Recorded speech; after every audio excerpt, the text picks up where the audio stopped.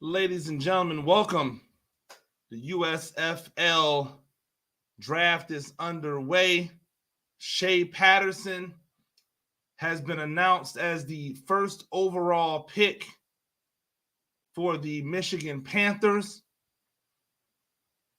Ladies and gentlemen, I think this is going to tell us a lot about what this league is going to be and what we can expect from them based off of who we see drafted. Shea Patterson being a young quarterback, I think that shows us that they are going in the direction of bringing in young talent to try to really build this as not just a sustainable league, but a league that they can sell as being a developmental league for the NFL, even if it's not directly attached or directly associated with it. Let's get the immediate notification right here. The Michigan Panthers select quarterback. Hi, I'm Brad Keselowski, NASCAR driver and team owner, and it's my honor to represent my home state of Michigan. And hi, I'm Brad Keselowski, NASCAR driver and team owner, and it's my honor to represent my home state of Michigan and proudly announce with the first pick of the 2022 USFL draft, the Michigan Panthers select quarterback Shea Patterson. Great to have Shea representing Michigan again on the football field. Go Panthers!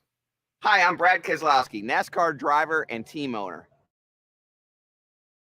Michigan. And so right there we see Shea Patterson being Michigan Panthers brought in as the number one pick overall. Michigan again.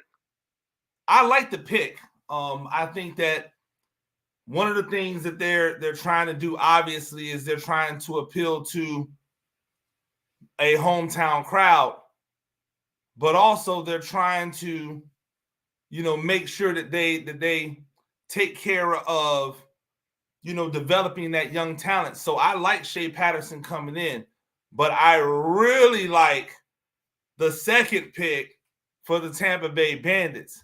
Let's check in on that one because that's the one I believe is really, really spicy. The second pick. Let's check it out.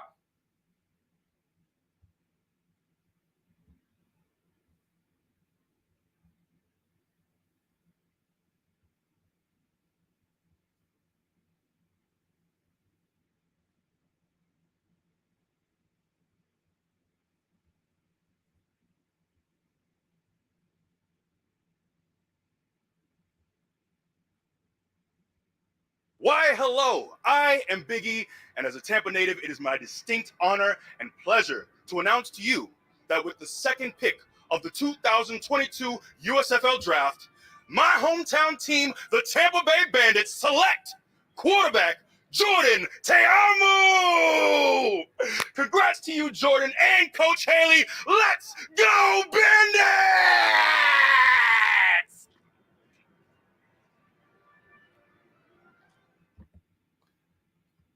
Ladies and gentlemen, that is a fantastic pickup for the Bandits.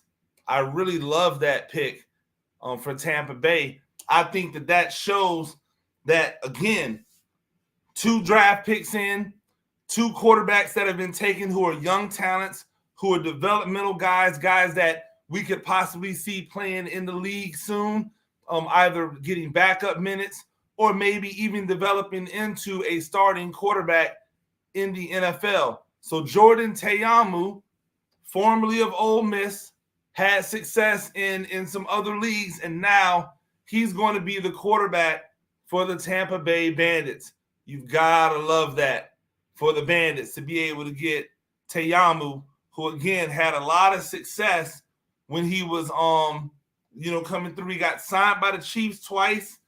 He was with the Washington football team. We've seen him around, and so now with him getting the opportunity again, you really have to love that for what they've got going on. They keep rolling in, and we're going to keep on showing them to you as they roll in these first-round picks.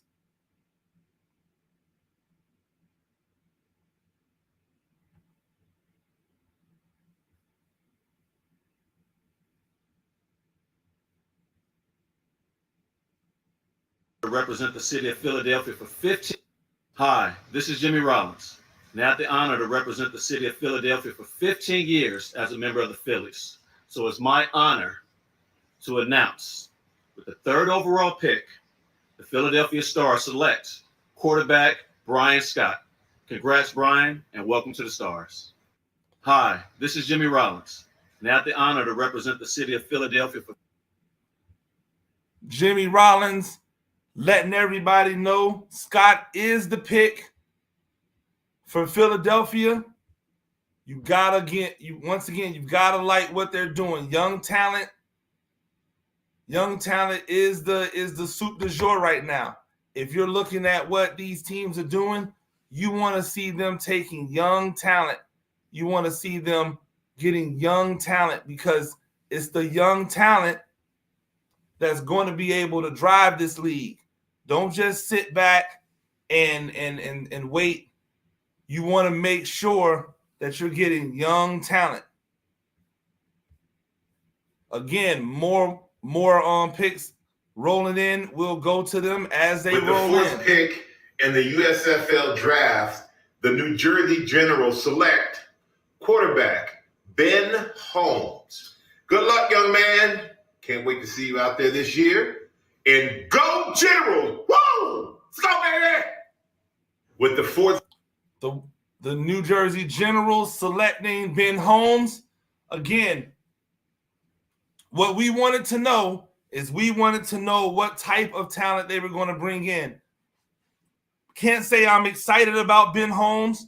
I don't know if I see him as a pro level quarterback at this level, but now we'll get an opportunity to see if he has what it takes to elevate to a guy who can be a serviceable 2-starter in the NFL. See, for me, I believe that all of these guys that they're bringing in, all of these guys that they're deciding on as quarterbacks for these teams should be guys who have the potential to one day start in the NFL, because it's that much talent out there. And so with that much talent out there, I would love for us to be able to see that manifest itself in these leagues. The only way to be taken seriously is for someone to look at that quarterback across and say, that guy's going to play in the league one day. If they're not saying that about your guy, then most likely your guy's not going to play in the league one day. That means that the league is not really where you would want it to be. Again, not saying that Ben Holmes can't play. Not saying that he can't play. I know that he put up great numbers at Tarleton State, but I feel like there were other guys out there that could have been targeted. I don't know if I'm taking Ben Holmes in the 1st round. Brian Scott, he's a kid. He's a guy 26 years old. Again, Occidental all-time passing yards leader. Yes, he had a great career. Do I see him being a for sure NFL caliber quarterback? I don't know.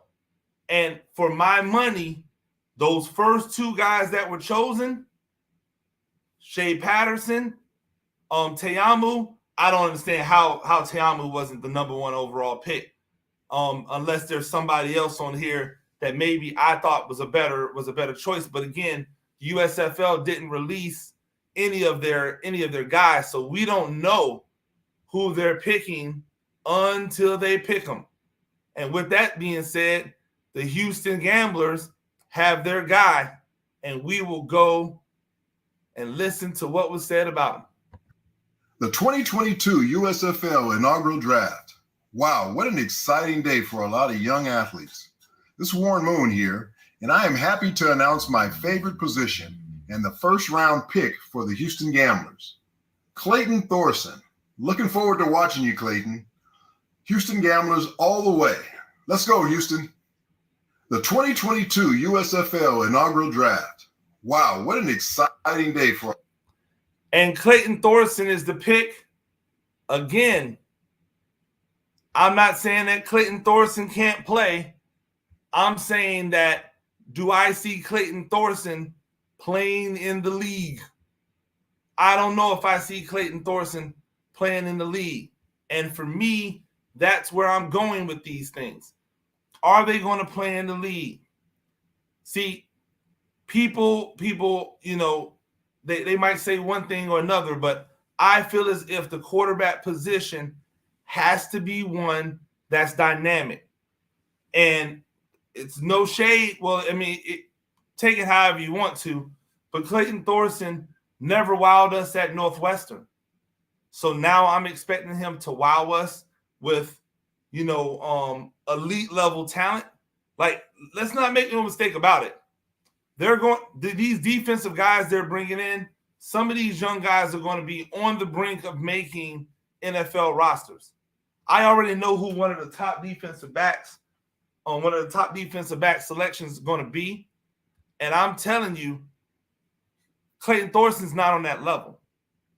I think that you've got to do better. You've got to reach out to some of these guys who may not have the height, weight, arm strength, measurables that everybody's looking for, but they have that pit bull, they have that dog in them to be able to be a guy that all he needs is a shot to prove that he's that guy, and then we're off to the races. The next guy is in. I actually like this pick. I know this young man with the 6th overall pick. Got a kid out of Florida International, Alex Magoo. It'll be interesting to see how he's progressed. We know he got better and better as he was at Florida International. It'll be interesting to see how he progresses as a professional while given the opportunity. We know one thing. If they take you with these top 8 picks, that means they really, really believe that you can be a guy. And so for Birmingham to choose this young man with the top 8 pick, that says a lot about what they believe in him. Let's take a look at it right now. Hold on, because I think we've got Bo Jackson out there announcing him. I definitely want to hear what Bo has to say. Hello, everyone. Bo Jackson here. And I'm proud to announce the first-round draft pick, quarterback for the Birmingham Stallions, Alex Magoo. Welcome, Alex, to the team. Proud to have you to represent my home state of Alabama. Looking forward to you and the Stallions run up and down the field this season. Go Stallions. Good luck and God bless. Hello. That's the word from Bo Jackson. Once again, this is Coach Gene Clemens. I like this pick for the Stallions. I think that if I was looking at some of the other guys who were selected, I may have gone with Magoo over some of those guys. I think Magoo brings a healthy combination of size and athleticism. I think he's a guy who has enough arm to get it done. I think he has the athleticism. I think he's been under pressure. He knows what it's like to be under pressure and to perform under pressure. And so, again, like I said earlier, it'll be interesting to see how he's progressed from his time at Florida International until now. I like this pick better than I like the 5th round pick, 4th round pick, maybe even 3rd round pick. And again, it's hard for me to say who I think they should select. And I know, KJ, I saw your question. It's hard for me to say who they should select because we were not made privy to who was in the draft pool. So it would be reckless for me to say they should pick.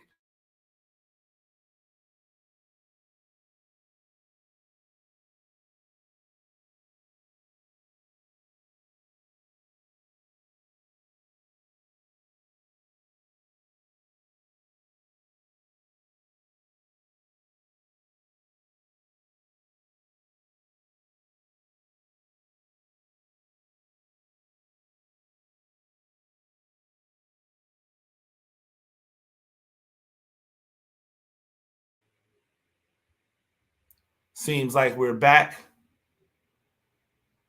And as I was saying, it's hard for me to say who I would have selected because I don't know who it is. But I will say this.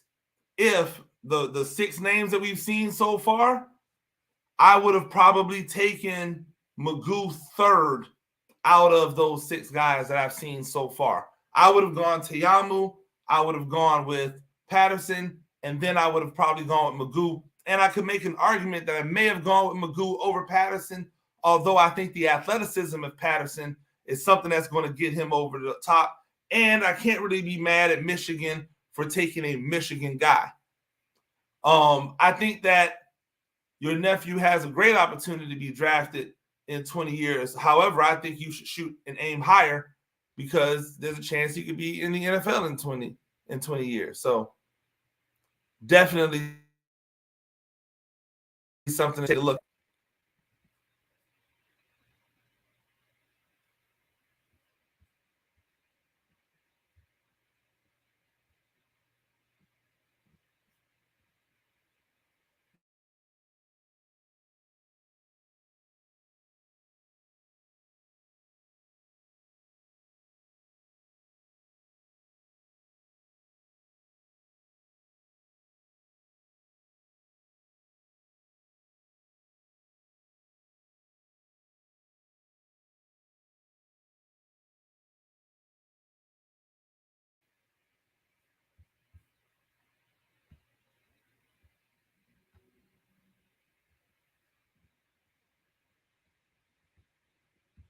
Hello, everyone gathered in Birmingham, Alabama tonight for the 2022 USFL draft. And as you know, I know a little bit about the draft as I was drafted number 1 in 1970 by the Pittsburgh Steelers. So tonight's a great night for me. And I guess it's a great night for Coach Wilson because with the 7th pick in tonight's 2022 USFL draft, the Pittsburgh Maulers select quarterback Kyle Lauletta. Kyle Lauletta. All right? Hope I got that right. Hello, everyone gathered. And Terry Bradshaw being Terry Bradshaw as normal. Kyle Lauletta. So a quarterback who I actually believe has had some good experience, bringing in a little bit more of a veteran, I wouldn't say a veteran presence, but a guy who's had some time, to be a pro, spent some time with the New York Giants, a quarterback like Lauletta, looking at us again on the fly of guys who should come in and be able to, compete immediately or have success immediately. I think Lauletta should be somebody who comes in immediately and has success, because he's a pro. He's been around the game as a pro. He should be able to conduct himself well as a pro. It'll be interesting to see how that goes down as they continue to come around. But I do like the pick. I think his ceiling is probably capped. I don't think we're going to see him get any better than we've seen him in the past. But I think it's a quality pick when you're looking at, hey, we need to get a guy who can come in and run the show right now. I think Lauletta does that for you, whereas some other guys may not be able to get that job done at that level. Another guy up. Everybody, Drew Brees legend here. For the New Orleans Breakers. A New Orleans legend picking for the Breakers. You know him as Drew Brees.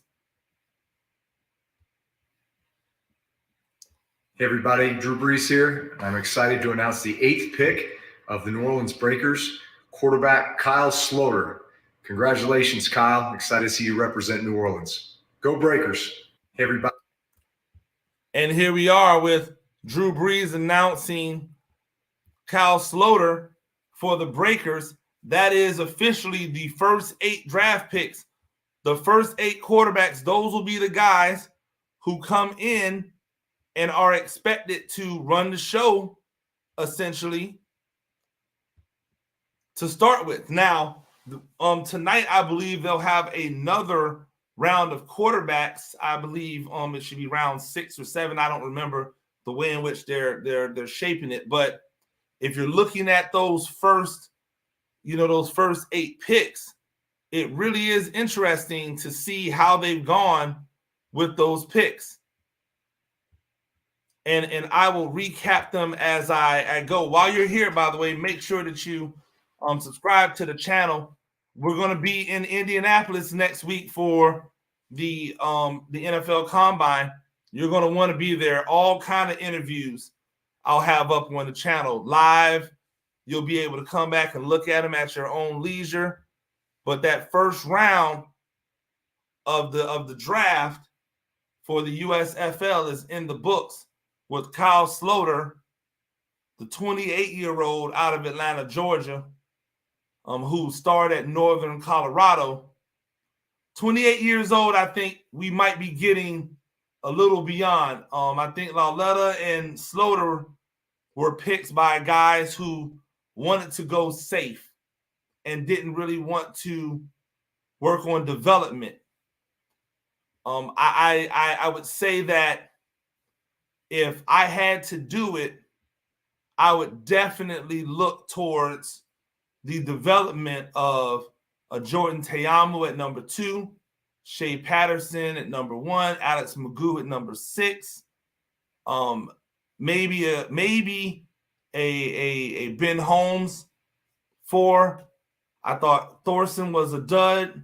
Lauletta and Sloter are guys who they believe because they have some years on them are going to be safer picks. I just don't think you go that way when you're talking about, drafting. I think you need to go and pick guys who are going to make people excited about the product that you're putting on the field. And I don't think anyone's getting excited about Thorson or Lauletta or Kyle Sloter. No offense to them, but I mean, it is what it is. So we'll put this graphic up again so that people can see as you look at the first round of quarterbacks taken. Number 1, Shea Patterson. Number 2, Jordan Tayamu, who, again, I believe is the best quarterback out of all 8 of those. Brian Scott, Ben Holmes, who's intriguing, a really good winner over there. Clayton Thorson, Alex Magoo, who has a lot of upside, Kyle Lauletta, and Kyle Sloter. Shout out to the Kyles, 2 Kyles getting it done. That is the first round of the USFL draft, and now they will turn their attention to another position group. I forget right now what the next position group that they're supposed to draft, but I will look at that right now in order to let you guys know what it is we should be expecting out of the draft position after here.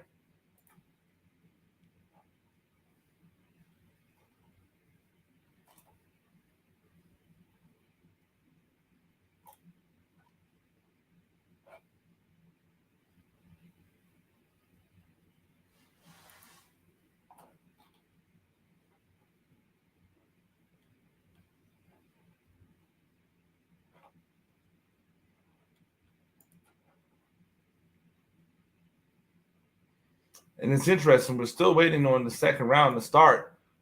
They got to draft an entire team. I don't know if they have time to just be sitting around and waiting. They need to get this thing firing off hot and heavy, and get back to the drafting.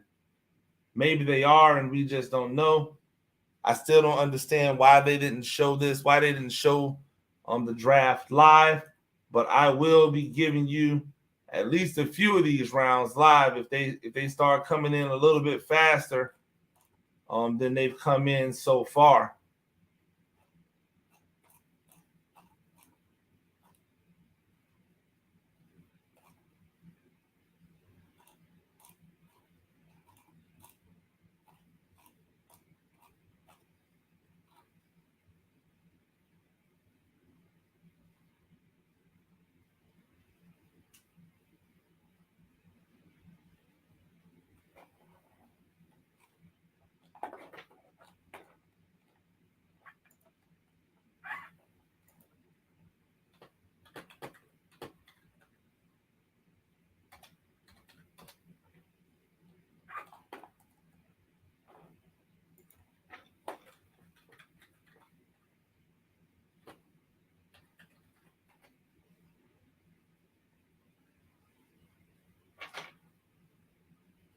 again, right now, I think that the definite winners right now in the first round had to be Michigan and Tampa Bay with their quarterback selections. I really like what they've done. I think the biggest loser is the Houston Gamblers. They gambled on a quarterback that I will just say, if they're gambling with ace-5 offsuit or 8-5 offsuit or 7-4 suited or deuce tray of hearts. I don't really believe that they are gambling with much, if I'm being honest about what they did in the draft. So it'll be interesting to see what they do continuing on. I just don't like they said pocket aces when they drafted Thorson, and I would say it's pocket deuces at the best. So we'll see what continues going on. We're waiting for the second round to kick off. I'm looking for the data on the second round on what they're supposed to be, how they're supposed to be going about that draft order. I know that they put it in. Okay, so rounds 2 through 4 are defensive ends. Rounds 5 through 7 are defensive tackles. Rounds 8 through,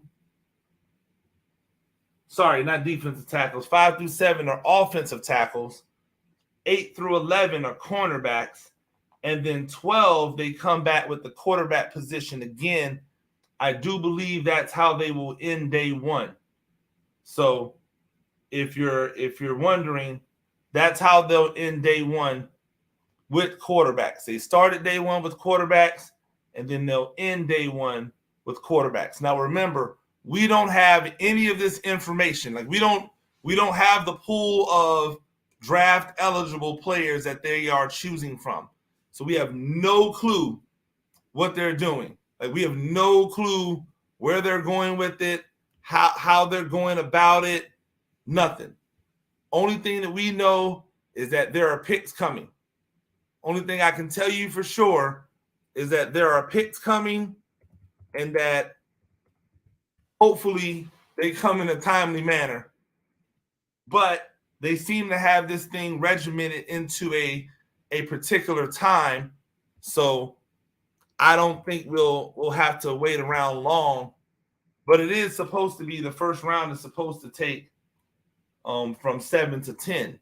So we still do have another 2.5 hours of this. So we'll see exactly how much,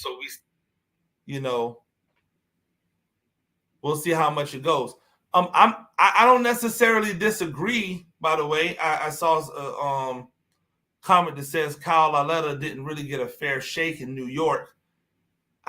I'm not saying he got a fair shake, but I'm also saying that if he was going to wow somebody, I feel like we would have seen it by now. Now, again, I believe Lauletta to be one of the safer picks. I believe that he's one of those picks that you make because you want to bring in somebody stable at the position. So I don't want to make it seem as if I don't believe that Kyle Lauletta can play at all. But if I'm being honest, do I believe that Kyle Lauletta is going to be the answer? I do not. I don't believe that Kyle Lauletta is going to be the answer. I don't believe that Kyle Lauletta believes that he's going to be the answer.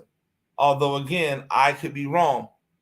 We shall see as we wait for them to fire up round 2 of this here draft. Again, thank all of you for joining me, the people who are joining me. Make sure that you go ahead and subscribe to the channel. Like I said, next week, I will be at the draft, and I will be bringing you interview after interview with any and everybody associated with the draft. If you want guerrilla coverage, if you want somebody who actually knows about what's going on with this world and not just somebody giving you random, groupthink or herd mentality, you're going to want to make sure that you follow my channel, and I appreciate everybody that does.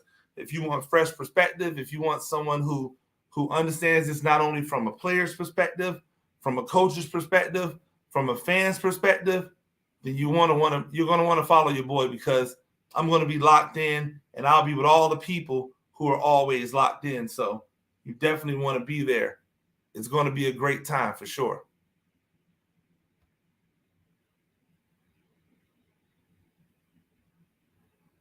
If I had to root for a team, being a guy from Tampa Bay, I'm definitely rooting for the Bandits. And I will say that I'm saying this completely unbiased, I think the Bandits took the best quarterback. If these were the top 8 quarterbacks available, then the Bandits took the best quarterback. And so what I'm still trying to figure out is why come in and not show these young men on camera if you flew them all in for the draft? We were told that they flew all of these young men in for the draft. So if they flew them in for the draft, then why haven't we seen them yet? I don't really know, and I really want to know why that is.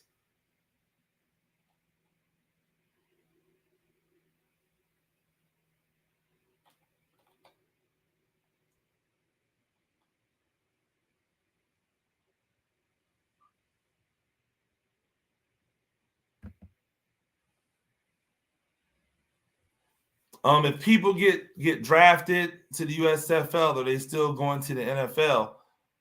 Yes, people that get drafted to the USFL can still go to the NFL. But most of these guys are already pros. It'll be interesting to see if they draft anybody who might still be in college or maybe looking to leave college early. But if they're drafted here, it doesn't mean they cannot be drafted in the NFL, because both of these things are not going to work in Congress. It's not like the USFL is going to be able to hold these players hostage from the NFL. I think that there's an understanding that the NFL is the goal for most of these young men. So, again, if you just joined me, I am probably going to be rooting for the Tampa Bay Bandits, because that is the team from which I live, the place that I grew up at in Tampa Bay. So I'll probably be rooting Tampa Bay Bandits. We have our first draft, our first player to be drafted. The Breakers take Davin Bellamy from Georgia as their first edge.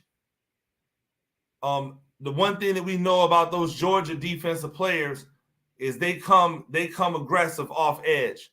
And so that's a great pickup for NOLA, a much better pickup than the quarterback that they took. The Maulers add Carlos Kemp, the defensive end from Michigan.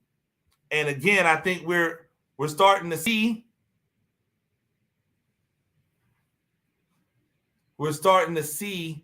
them pick some legitimate collegiate ball players when we're getting to these defensive spots. So Aaron Adeyi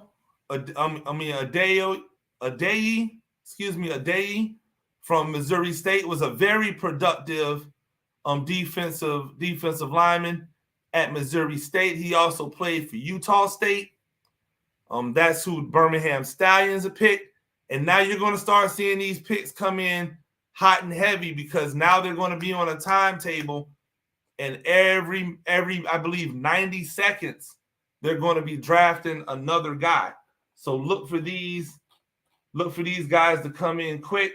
Look for them to come in hot and heavy, and we'll be sitting here bringing you all and kind of try to recap after every round, so that you guys will know, what's going on. But the Birmingham Stallions have their guy, Aaron Adeyi, defensive end from Missouri State, who also played ball at Utah State.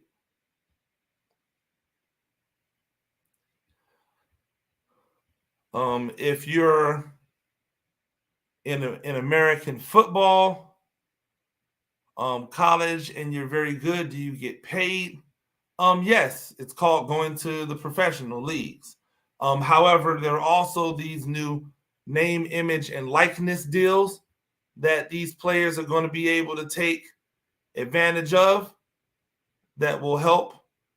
Chris Odom is the latest edge out of Arkansas State. The Houston Gamblers have taken Chris Odom, and that is Kevin Sumlin's squad. I'm looking forward to seeing what Coach Sumlin does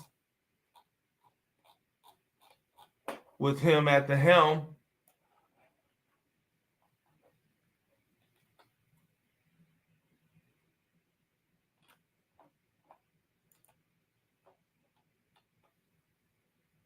Once again, the Gamblers have taken Chris Odom with their second-round pick, defensive end from Arkansas State. Keeping pretty regional with their picks. I like it.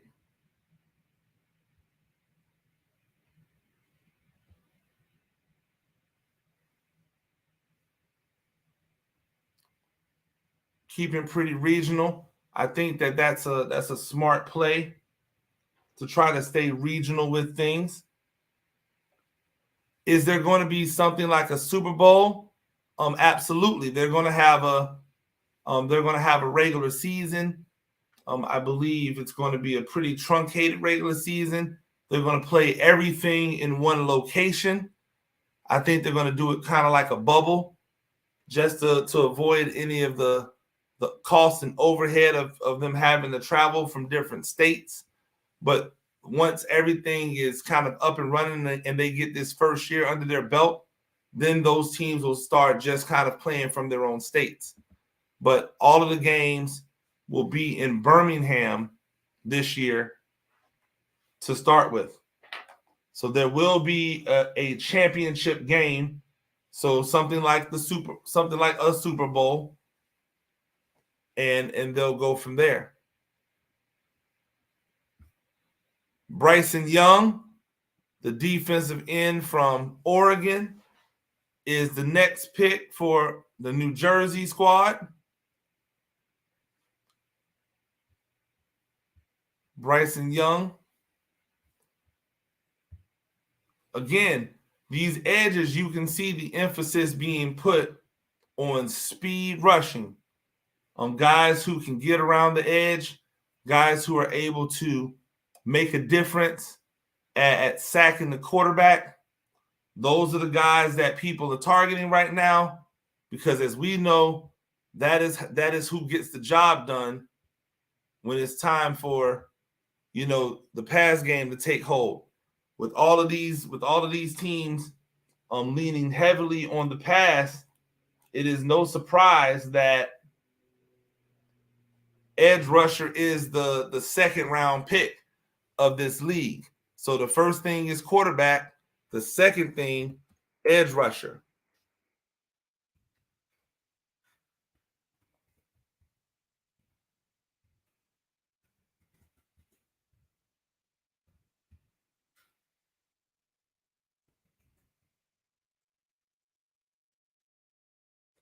Make sure you keep those questions coming. I'm here to answer anything.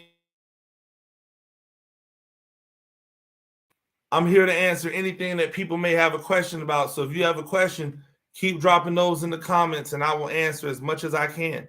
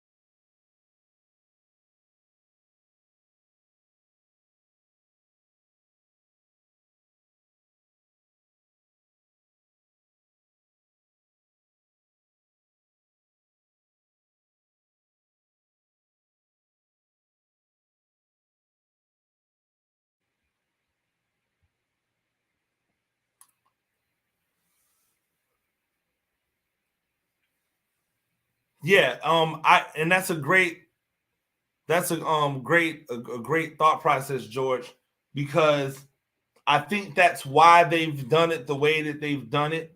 They're not allowing people to be able to pile up on talent. So they're really trying to make sure that the talent is dispersed across all levels, as we see that the Philadelphia team has taken Freedom Akinmuladen, from Nebraska, also spent some time with the Cincinnati Bengals, as you can see from his picture here. But I think that's what's happening. So all of these speed guys are going to go in this second round and in the third round, and I believe the fourth round. So they're going to take the next 3 rounds to take defensive ends or edges, and then they're going to go to offensive linemen. So we'll see what type of offensive linemen are taken to be able to combat all of these speed guys that they have. Remember, a lot of these guys who you're going to see on defense, unlike offense, they're going to be guys who may not have made it because they were tweeners at their position. And there is no bigger spot where you see tweeners happen than at the defensive end position. So when you look at these guys who don't end up making it in the league, it's not because they didn't have the ability to rush the passer. It's usually because they didn't have an ability to hold up against the run on a consistent basis. But now when you put them in a position where the talent might be just a little bit, lower, now they're going to ascend back to what made them special in college and in high school. Again, I'm not trying to hold anybody, but the Tampa Bay Bandits are killing this draft in the first 2 rounds. Makai Brown, the outside linebacker, edge rusher from Alabama.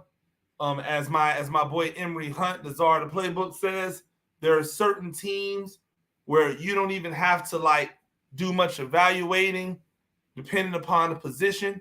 If they're an offensive lineman from Iowa, they can play. If they're an offensive lineman from Wisconsin, they can play.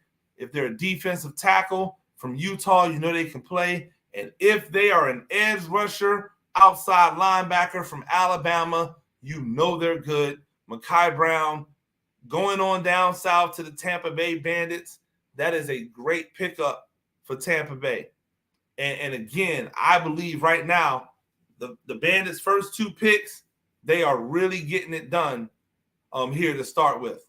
So, again, you can see the first round streaming underneath on the ticker. Make sure that if you have not, that you go out and you subscribe to the channel, Coach Gene Clemens. I'm going to be at the combine next week. So you're going to want to follow me. Make sure that you're following me there so you get all of the content that I have coming out, interviews, various shows that I have, live recordings of the podcast that I do, not only my Talk Spicy in the morning, but a live recording of Gene Therapy, my podcast and column that I do for CWN Sports.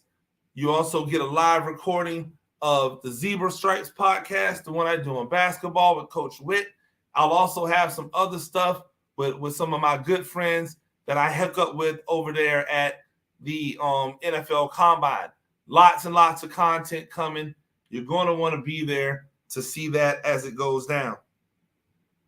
Again, really do like these picks so far.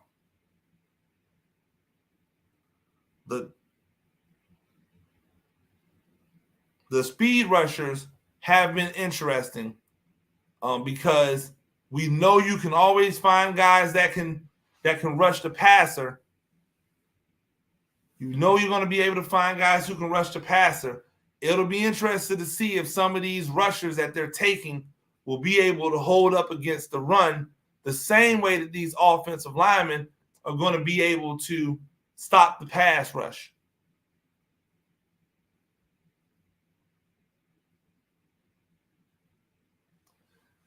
And I think once again, George, you make a great point with the offensive linemen. I think you'll see those guys who kind of get caught in between. Your 6'2", 6'3" guys who play tackle where they now want 6'7" and 6'8" guys at. I think you'll see a lot of those guys. Your interior offensive linemen, you might see guys that are a little bit wider. I think you're going to see guys who are really adept at run blocking in this draft, but it'll be the team that can identify the under-the-radar pass protectors that are going to have the biggest amount of success in the passing game. Now, they might be able to run on people, but we know if you want to win games, if you want to win championships, you're going to have to be able to do more than just run. You're going to have to be able to pass the ball as well. And so it'll be interesting to see who those guys are. Michigan takes a Utah State guy with their first edge rusher, Adewale Adeye out of Utah State. A solid pass rusher. I think that if we're judging, you can see where that snake kind of came in and bit Michigan. But a solid pass rusher, a guy who definitely has some talent, some technique. Wouldn't have been my first choice, but again, it's not their first choice. They're picking 8th in this round. I really would have loved to have seen the player pool that they were selecting from to be able to kind of gauge who I would have possibly gone with. Maybe after this is all over with, they'll release the player pool and we can get a better understanding of what went into some of these decisions on draft picks. But that is the second round in the books. Defensive ends being taken. They're going to come back again with defensive linemen in the third round. I'll make sure I keep the ticker popping and get these second round guys in as we go along. Defense being geared to stop the run. I definitely think that we'll have defenses that are geared to stop the run, but you have to remember some of these quarterbacks can get it done with their feet. And when you're talking about a guy like Sloter and a guy like Lauletta, they have legitimate, professional experience. So they're going to be able to come in and run an offense pretty well. Now, the success they have from there will depend on what type of talent they have working with them. But it won't just be good enough to try to stop the running back. It'll be one of those situations, especially in Tampa Bay and in Michigan, where their quarterbacks are dynamic enough to hurt you with their feet on a regular basis. So I think that will be something that we'll need to take a look at as we're going, because those round 2 guys are going to have to get after the quarterback, but they may have to go and chase quarterbacks down. It may not just be good enough to rush the quarterback to stop him from throwing. It may be a situation where they need to rush the quarterback and then chase him down because he's taking off with the ball. That'll be something that remains to be seen. Stay tuned for this third round as this thing continues to go. I'm Coach Gene Clemens. Make sure, if you haven't already, make sure that you like, make sure that you subscribe to the channel. Subscribe to the channel, because the third round is coming quickly. And again, these things are just going to start flying in hot and heavy as they go. They have to put together an entire team, and they're going through 12 rounds today. So if you're going through 12 rounds, you're going to get a lot of guys being taken.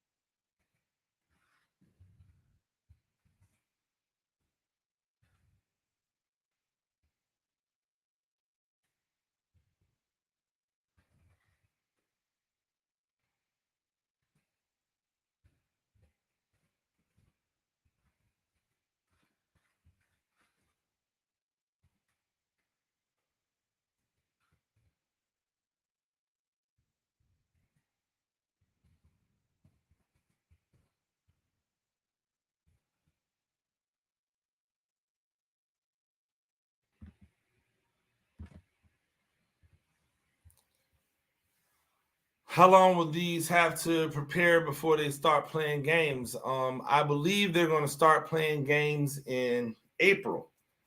So very similar to every other league where they come in and they don't have a ton of time to get ready, but they'll have time to get ready. So right up, you can see right now Calvin Walker, the next guy up out of Maryland.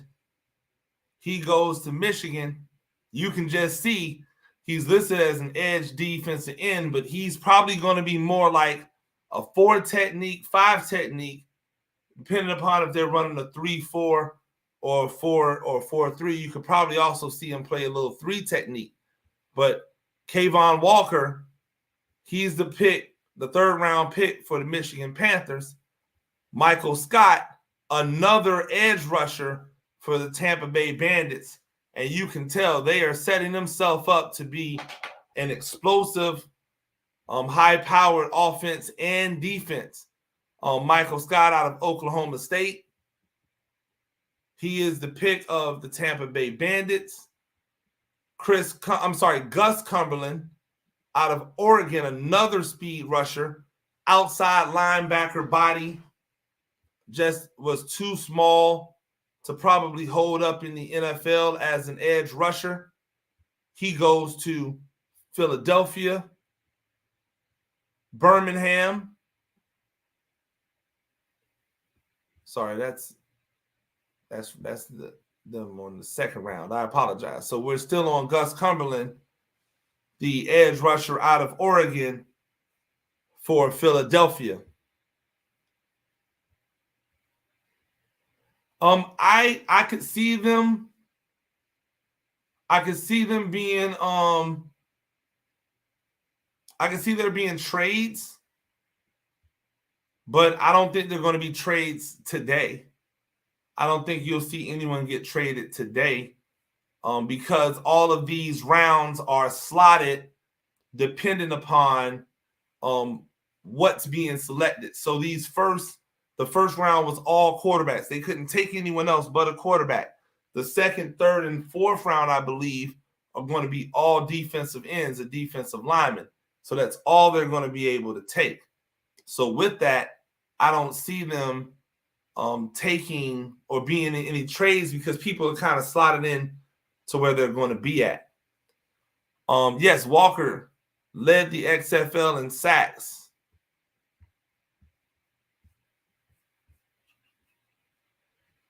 Yeah, he was doing his thing.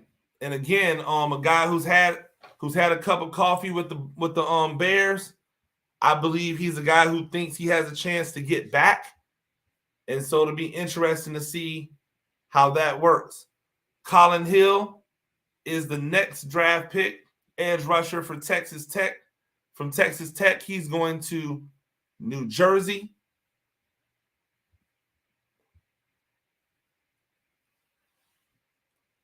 And again, this is how they are rolling these picks in, one after another.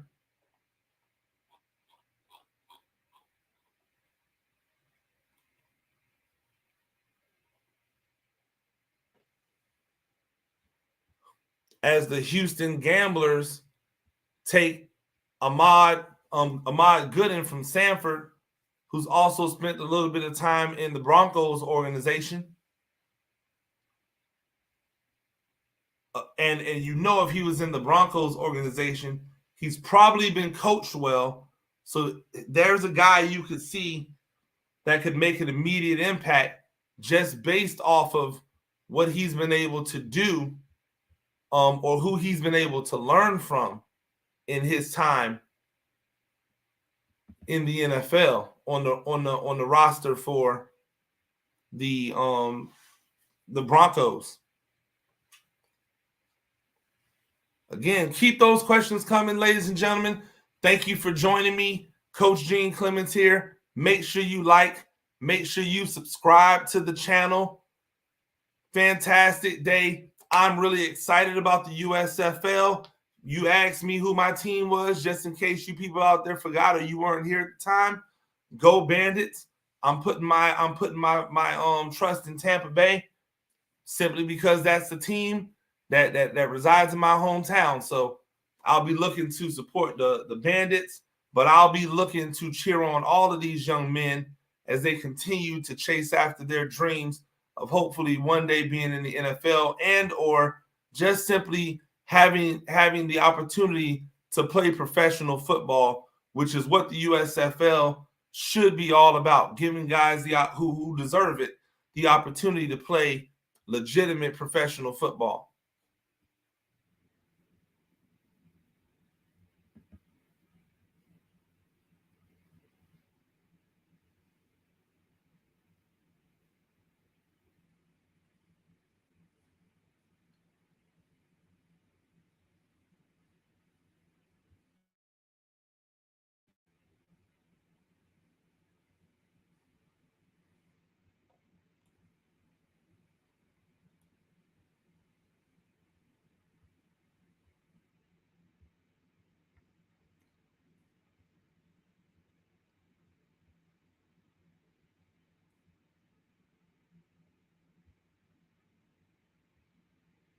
And Chauncey Haney is the draft pick for the Stallions out of North Greenville. Again, these are the guys that are the sneaky ones because they have those are the ones with the biggest chip on their shoulders. You know, those are the ones that have been told that they were not good enough for the longest, and now they get that opportunity. It really will be interesting to see how that happens. I am 100% sure they're going to have opportunity for you to buy jerseys. I'm sure if you type in, "Can I buy a USFL jersey?" They've been showing off the jerseys and the uniforms on their socials. I'm assuming that they're doing that because they want people to be able to kind of get their thing in. I'll say this: if I'm going jerseys, Michigan's jersey, hands down. Michigan's jerseys and helmets, they're the best jerseys and helmets, hands down. Better than the Bandits. And that's saying something because I really like the Bandits jerseys and helmets. But I am confident they will have a way for you to buy stuff because everybody wants to make money, right? That's kind of the name of the game when it comes to these things.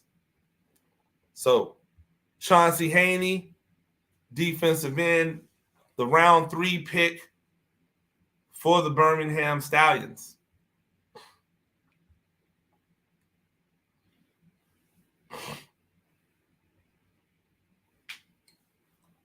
If you look down below at the ticker, I've got the ticker going. The first pick for the Michigan Panthers was Shea Patterson. He was the former quarterback at the University of Michigan. A real legitimate dual threat guy, a guy who can get it done with his feet, get it done with his arm. He was a solid pick. I still, even though he was the first pick, I would not have taken him. I know he's from Michigan, but I would have taken Jordan Tayamu over Shea Patterson if I was drafting quarterbacks in this draft.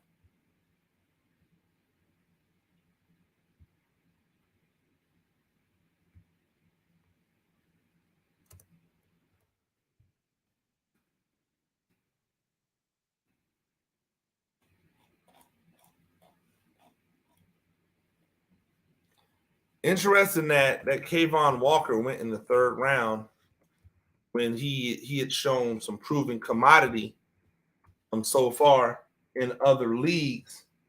But that's how these things go. You never can tell who's going to go where or what teams are thinking about when they're putting together their philosophy for how they want to build their team.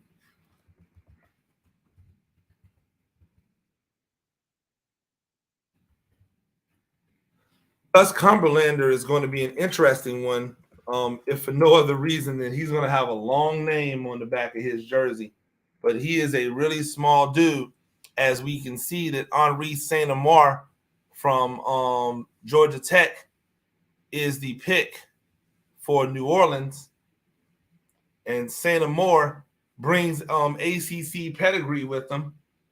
and he's going to need it. He will definitely need it because he's going to have competition all around him. These pass rushers, that's going to be probably the deepest position group on the team for all of these teams, because there are just so many of these guys that, again, I believe are tweeners when it comes to the height, weight, speed, that because they're tweeners, they get squeezed, but there's just so much talent that you're going to see so many of these guys get the opportunity, and when they get legitimate opportunities, they're going to have success. And it'll be interesting to see how that plays itself out on the field. As round 3 comes to an end, again, we have another round of defensive linemen coming up.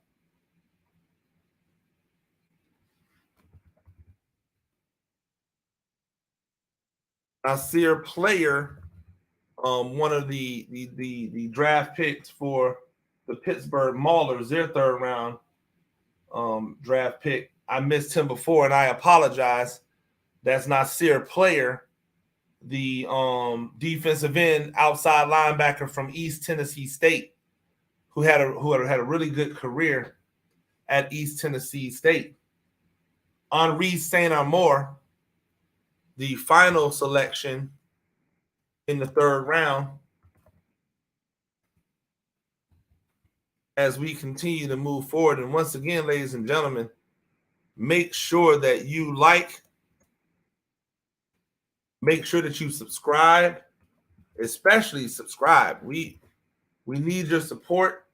The reason that a lot of my content is free is because, you guys will support and follow and subscribe to the channel. It doesn't cost you anything. All it does is give you an opportunity to know when I'm posting new stuff. If you are someone that's into the X's and O's and the minutia of the game, like understanding it at a coach's level, understanding it at an evaluator's level, I'm definitely somebody that you want to follow. I appreciate you, Aiden. Everybody go and follow and do what Aiden did. He's subscribed and liked, and I appreciate it. So everyone, please feel free to do so. We really do know that helps the page along. And as we're sitting back here watching it, it just helps us to get more traction going as we sit back and wait for the fourth round to start, which should be starting here in no time. Let's go back up and look at the round 3 defensive end. I think if we're judging Kayvon Walker, probably the best pick probably the best pick out of this round. Again, he's had success as was talked about earlier. He's had success in other leagues, so he comes in with that pedigree. Again, I think that a guy like Ahmad Gooden is going to be somebody that does really good for the Gamblers, with his background being with Denver and us knowing how they produce pass rushers in Denver.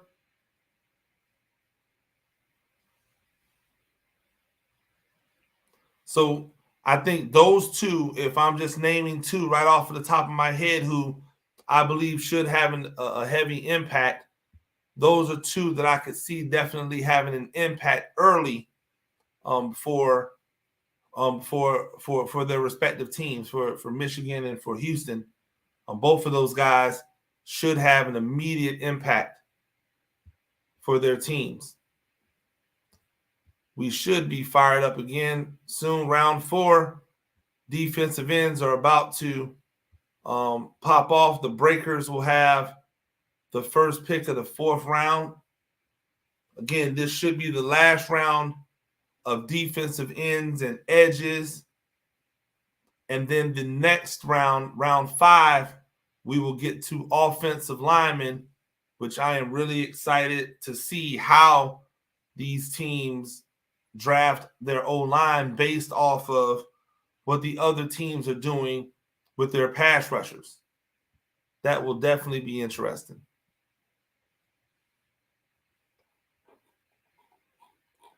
Again, if you look at the ticker on the bottom, you can see the draft order.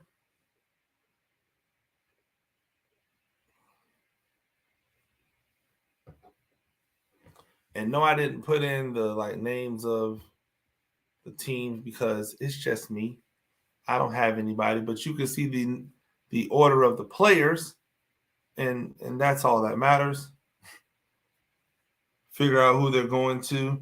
Just listen to the show, and we'll tell you where they're going. That's how we're rolling here. Guerrilla potting right now. As we wait for the 4th round, which seems to be taking much longer than the 3rd round did. The 3rd round was like right here. It was like immediate. This 4th round, they are waiting for what I do not know. But they don't have to. They could just go ahead and,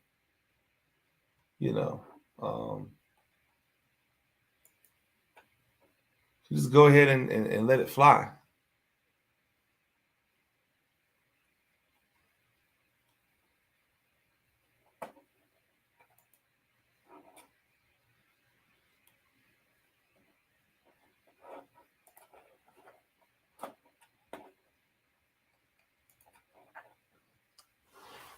Once again, ladies and gentlemen, if you have any questions, we'll definitely get those in comments. We'll roll through.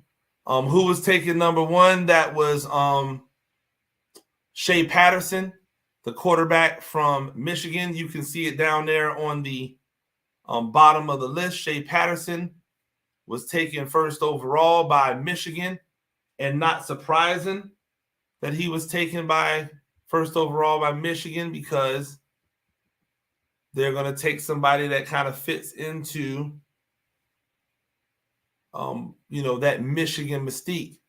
As we start round 4, James Folston Jr., the defensive end out of Pittsburgh, is the first pick in the 4th round.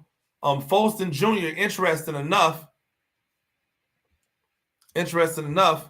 as Pittsburgh has become a more stingy defense over the years, Folston Jr. was one of those guys that we've seen be able to kind of make that leap and take that defense to another level. I appreciate it. Appreciate you, Austin Tastic 57. We'll continue to try to give you this good stuff. Folston Jr., part of the regime that helped to build up that defense at Pittsburgh and make it what it is right now. Man, the shade that people have for Eli Apple, it never ceases to amaze me. And I don't want anyone to misconstrue. Like, I don't think Eli Apple is great, but I certainly don't think that he is worthy of all of the ridiculousness that he gets from people on a regular basis. I just don't understand that for the life of me.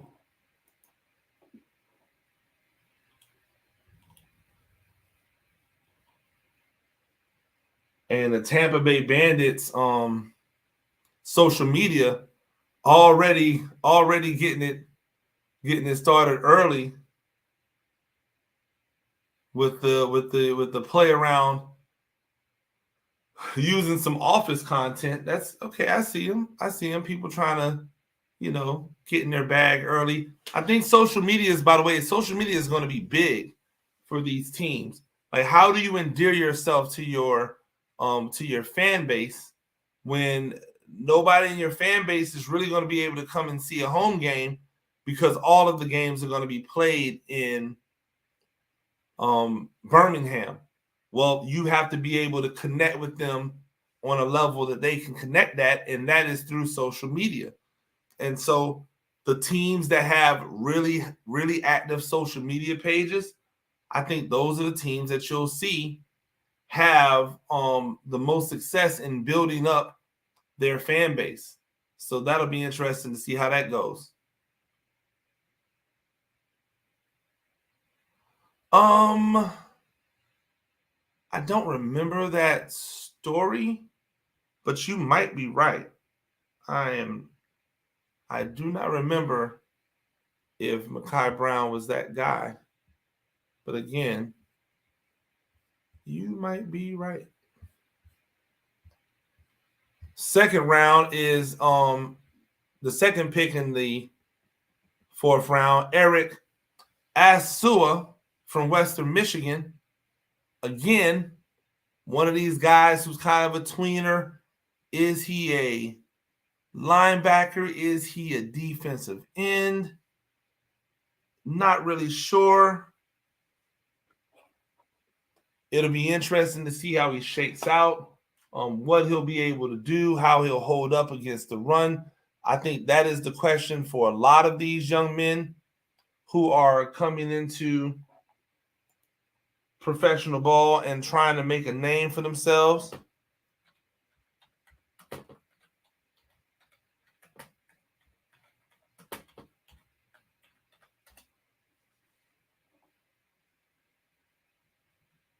Yes. And Makai Brown is the player who took a swing at a former player and then was chewed out by Nick Saban. Then he ended up, I believe he got chewed out by Nick Saban. Then he ended up trying to fight another coach on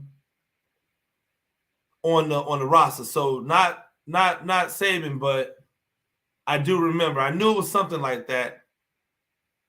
But he taken a swing. He had hit a Georgia player, and then he had taken a swing at one of the other coaches. And obviously you can't do that, so they had to get you up out the paint. That is how it went down. Had to get you up out the paint if you're out there trying to hit other players. That's just not going to be allowed. But I don't think any of that stuff should ever define you. So it is good to see him get another opportunity. And we can only hope that he makes the best of it. Seth Thomas is the pick for the Birmingham Stallions. The defensive end, outside linebacker from Northern Iowa. Long, rangy, has a great motor. I think that's a solid pickup for Northern Iowa in the third round of them picking defensive ends. You always need high motor guys. High motor guys are always going to play well in any league. It's interesting how much we see high motor guys actually last in the NFL, because it seems to happen a lot where these high motor guys are able to kind of get things going. Yeah, I mean, that's really what you have to hope for. Greg, you got to hope that the young man was able to grow up and get himself together. Obviously, he knows that he did something you can't do. And, we'll get a chance to see him. The one thing we do know is if he was at Alabama at any time, he's got talent. Because nobody is able to identify not only just talent, but NFL talent like Alabama is able to identify NFL talent. Draquan Brown out of Central Oklahoma is the edge rush pick for the Houston Gamblers. Again, you can see just off of his picture and his number, his body type, he's a tweener. But that doesn't mean he doesn't come like a bat out of hell off the edge, which this young man does. Very disruptive in the backfield, and a young man who, if he has the ability to turn speed to power,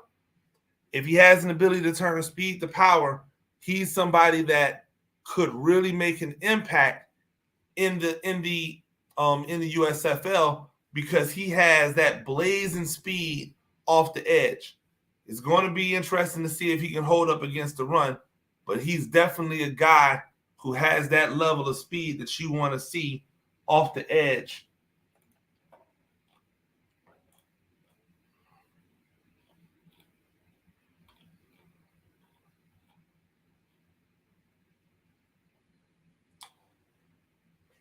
And the first Jackson State player comes off the board, Malik Hamner, the defensive end, edge rusher from Jackson State.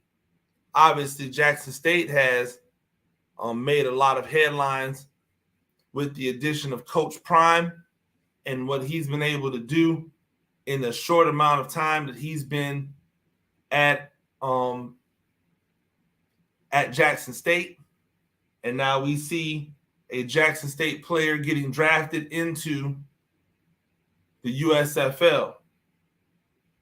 Draft picks are coming, the former Indianapolis Colt and Illinois product, Carol Phillips, will go to the Philadelphia squad with the 6th pick in the 4th round.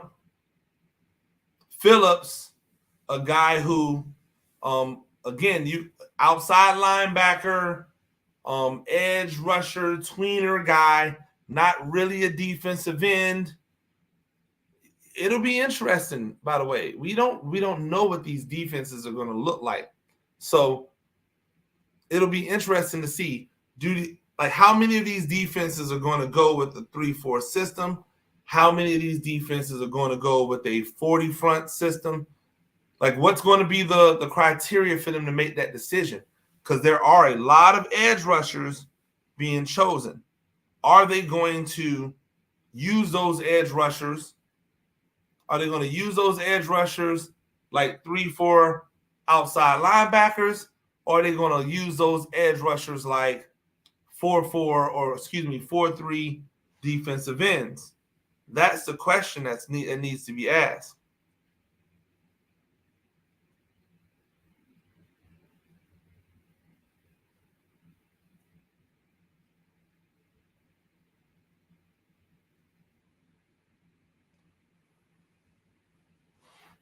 But a solid pick by Philadelphia. They've got a professional, a guy who's going to come in and know how to work immediately. He's going to be able to lean on the things that he learned as a professional to continue to go. Birmingham has made some really good picks. I believe they've made some good picks so far. I would say that I probably wasn't the most enamored with their quarterback pick. But I think everywhere else they've made really solid picks. But again, when I tell you guys that I'm not enamored with a pick that they've made, I only really liked 3 quarterback selections from the first round. The issue is I don't really know what they had to choose from.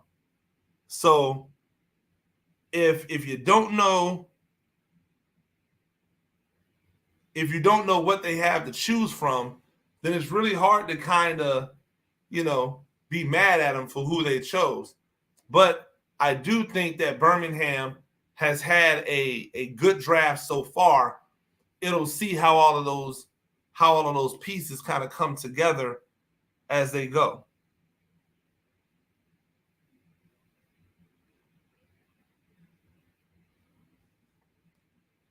I really do think, by the way, that they missed the boat by not broadcasting this draft. Even if the broadcast was just of like them sitting around making picks, if they would have had it televised, again, with you not having the ability to see these people in person, I think it would have been a great way to endear themselves to fans.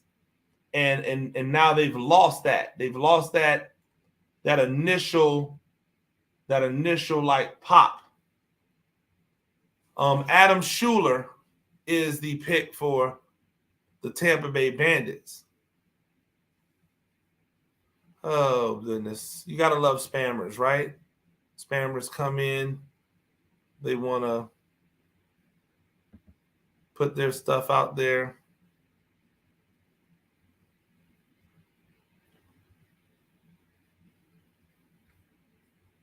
Adam Schuler, the defensive end, edge product from West Virginia, who also spent time at the University of Florida. He is the pick of the Tampa Bay Bandits. Again, another one of these guys who's going to have to find his way, figure out what he's going to be at the next level. Can he be a hand in the dirt defensive end? What are we looking at from him? That remains to be seen. Congratulations, Ladarius, on being a new Stallions fan. I would say the best draft so far, and I know that I am I have professed that I'm going to be a Bandits fan because I'm from Tampa, but I really do think they're having the best draft so far.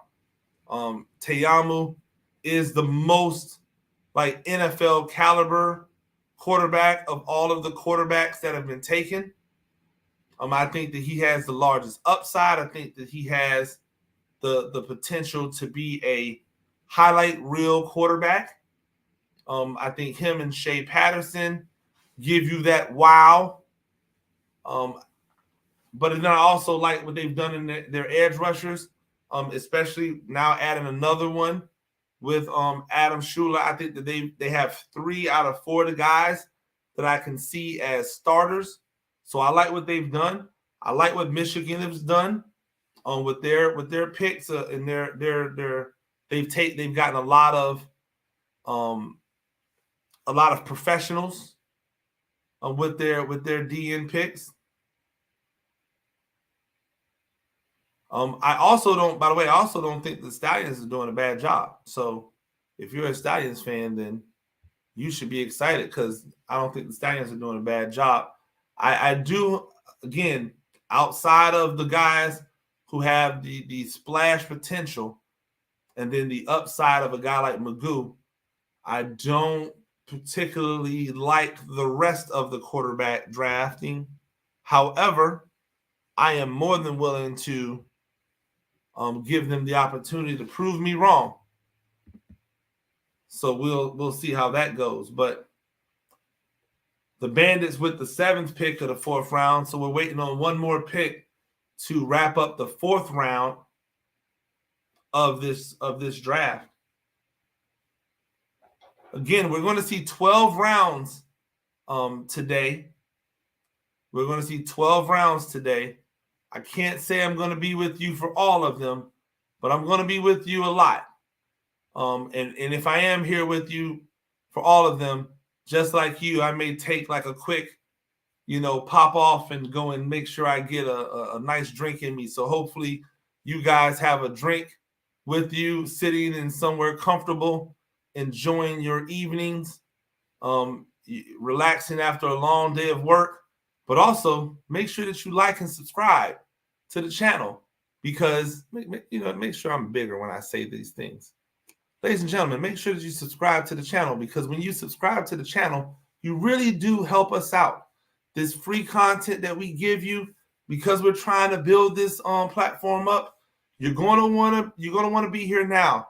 Next week, I am going to be at the NFL Combine, not the secondary whatever combine, at the NFL Combine If you want to have somebody with boots on the ground, your boy Coach Clemens is here for you. Boots on the ground. If you like to learn about the X's and O's of football, if you like to learn about the minutia, recruiting, all of the things that are football related, from the youth level all the way up to the NFL, my channel is where you want to find it. If you are a Giants fan, you want to stay with me because I cover the Giants for Giants Country. So you'll see some Giant-specific stuff in here. If you're a fan of lower level FCS football, I'm the place to be because I cover FCS football for The Athletic. And so and Group of 5 football for The Athletic as well. So make sure that you hit that subscribe. I really appreciate you guys being with me. I really want you all to hit that subscribe button. The 8th pick of the 4th round has come out, Chase Demore of Central Washington, and you can see him in a 3-point stance, which is interesting because if we look back at it, how many of these edge rushers have we seen in a 3-point stance? Can we say that we've seen a lot of them in a 3-point stance? I would say no. We can't say that we've seen a lot of them in a 3-point stance.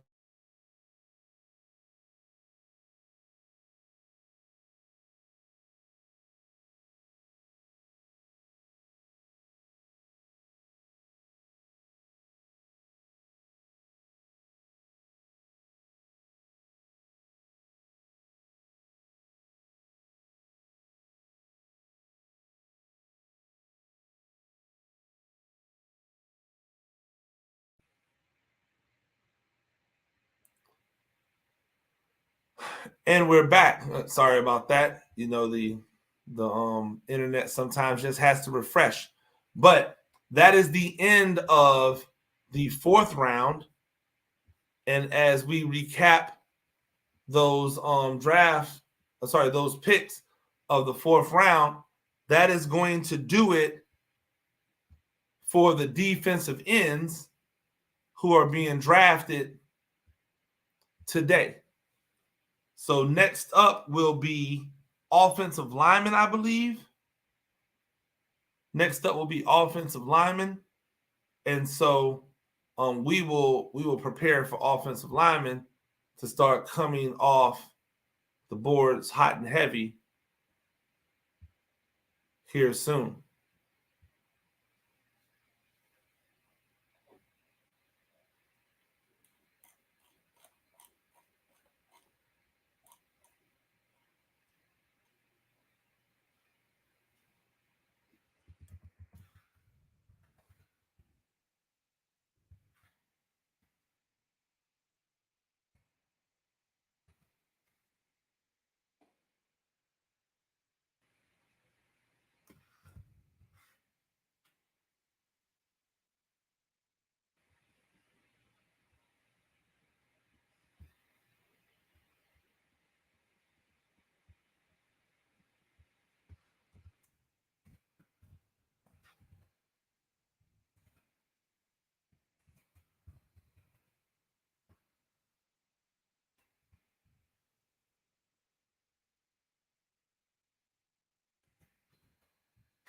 Ladies and gentlemen, make sure that if you have a question, feel free to ask it. I'm here to answer anything. If you have a comment, leave a comment. Love to hear from you.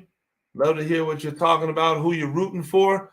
That's what you need to do. Somebody in the comments, tell me the team that you're planning on rooting for this year while watching the USFL. I want to hear what you guys have to say when it comes to this subject.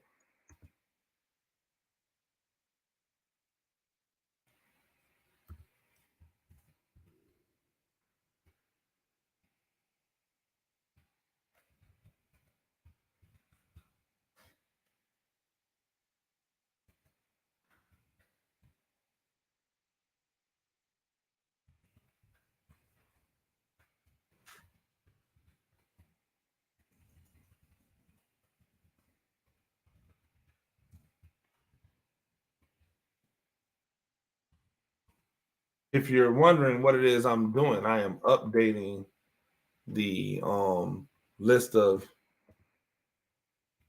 drafted players that is running on the ticker below. I usually update after every round. I want to make sure that I get this round updated.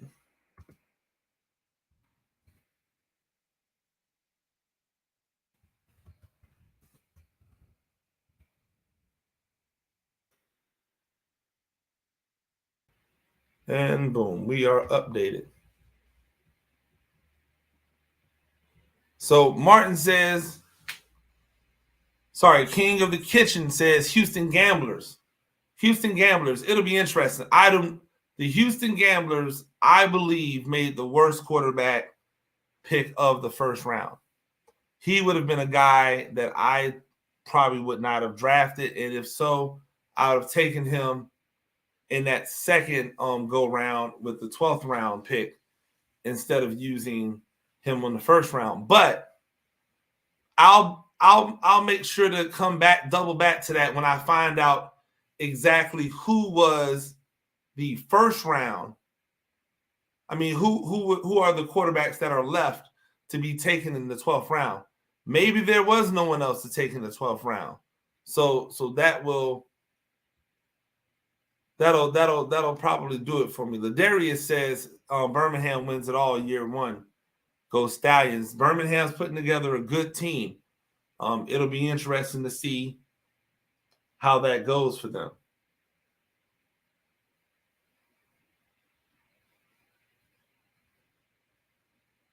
Okay, so we just found out that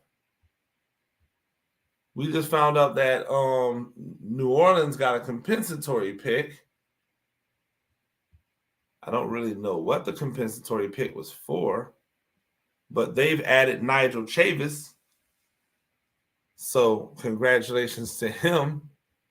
Philadelphia Stars, solid pick. Solid pick, Aiden. We'll see what Philadelphia is able to do. Interesting that there was just this weird random compensatory pick that came out. I wonder what New Orleans received a compensatory pick for. Okay, so now we're seeing more compensatory picks come in.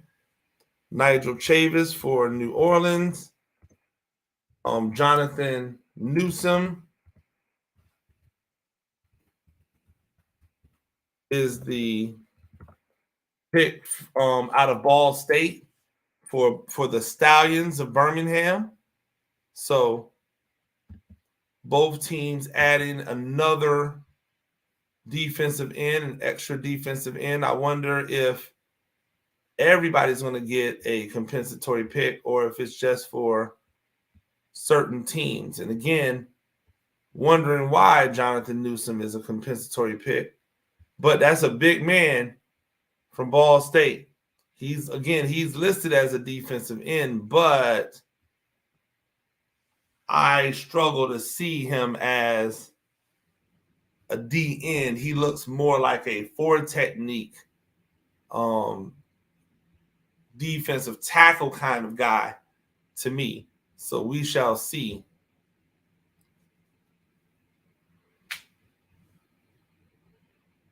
Yeah, I think Tampa, Michigan, and Philly are definitely having really solid drafts. Tampa, I still believe, is having the best draft, but those other two definitely having solid drafts. We'll see what happens here. Still a lot of drafting to be done. A lot of time left, and so we'll see how that works out. I'm going to take a quick break before we get started with the fifth round. Y'all stay in there. Make sure that you are subscribing to the channel. I'm Coach Gene Clemens. Y'all keep it locked.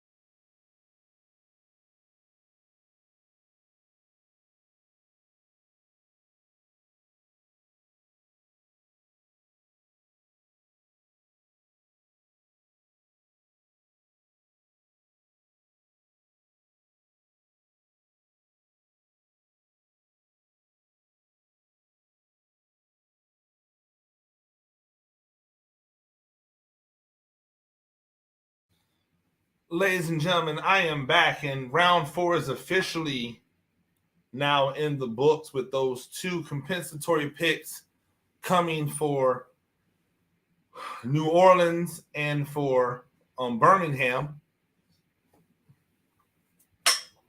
So we will officially be going into round number 5 when they resume drafting. I had to go and get some power for my cell phone. My poor cell phone was starting to run low on the juice. So I had to make sure I had enough juice to be able to sit here and multitask while I bring you all of this coverage.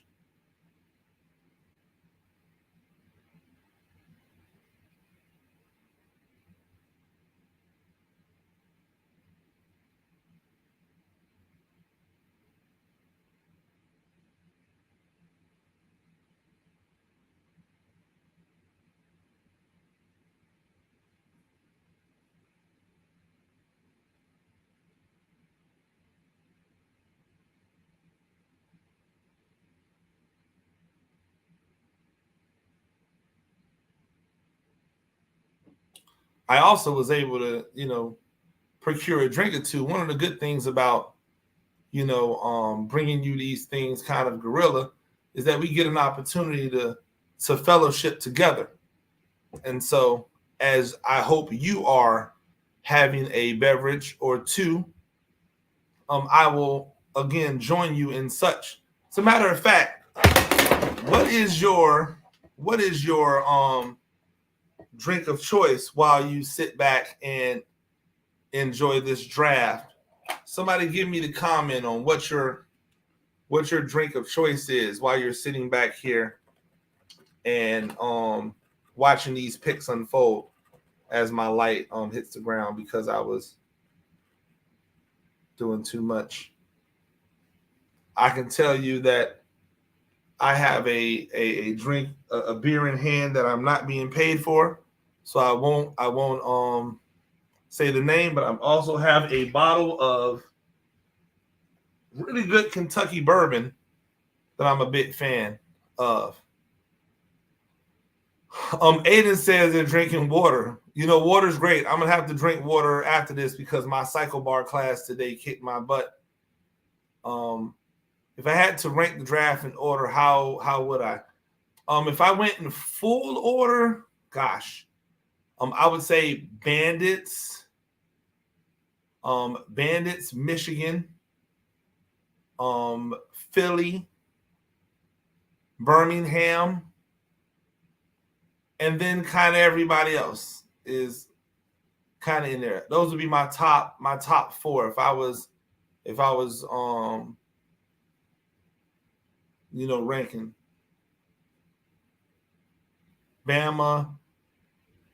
Tampa, Michigan, Philly, Birmingham, everybody else. By the way, shout out to the water drinkers out here. No shade at all. Again, I love water, especially like when I've been working out and then you just need that really, really cold, refreshing water. That's what's up. To the sweet tea lovers of Darius Martin that don't drink, but you drink sweet tea. That's cool too. I like some good sweet tea. The 5th round is underway. We have the first 2 tackles taken. And significantly enough, the first tackle taken, Chidi Okeke, from Tennessee State, HBCU, stand up. Also an offensive lineman former offensive lineman for the Kansas City Chiefs. So having somebody come in for Pittsburgh, you want a guy to be a mauler, then Chidi Okeke is that type of guy. The second offensive tackle taken, Darius Harper. Darius Harper is the offensive tackle from Cincinnati. Cincinnati's had some really solid offensive work over the last few years. And so Harper getting this opportunity to show that he can be and every down offensive tackle will be key for him. Third off of them, Brandon Hittner out of Villanova. One of these guys that comes from, those the FCS level. Hittner really solid. Don't know if he ends up being on the right side or if he ends up being on the left side. That'll be interesting to see where he ends up at with the Gamblers. I think that he's a really interesting prospect because he had a lot of success, but don't think he was ready for the level of physicality necessary at the NFL level, and probably why he didn't stick. So it'll be interesting to see if that continues.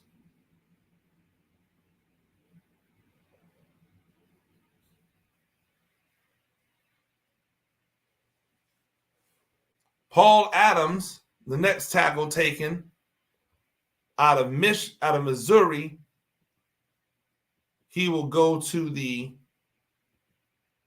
New Orleans squad.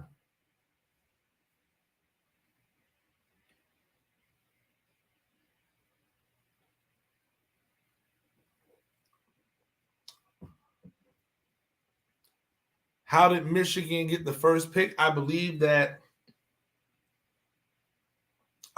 Michigan just won like a lottery. They had a lottery, and Michigan just ended up being the name that was pulled out the hat. They did it randomly. I don't think there was any whatever. But what I do like about it is that Michigan has not had the first pick every single time. They've done it like a snake draft where they've constantly flipped who's had the first pick in every round. And because they've done it based off of positions, different teams are going to have an opportunity to draft the number one person on the board at a particular position. And I think that is something that's really cool when you're putting together like a full roster.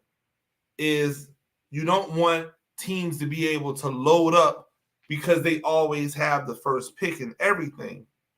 I think that the fact that they kind of parceled out the first pick is a great thing.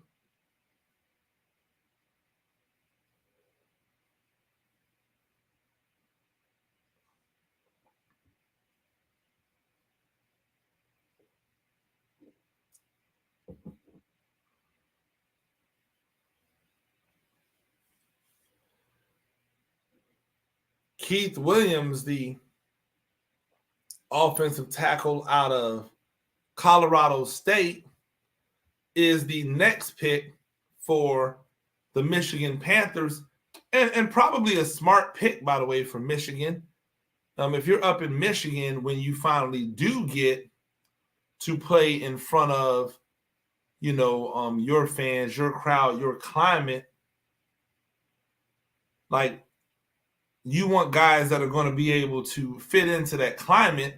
And clearly somebody who played at Colorado State isn't going to have an issue with weather. And so that's a good thing. Now, all of them will have to endure the same climate this year because they're all going to play in Birmingham. But, that's there for them.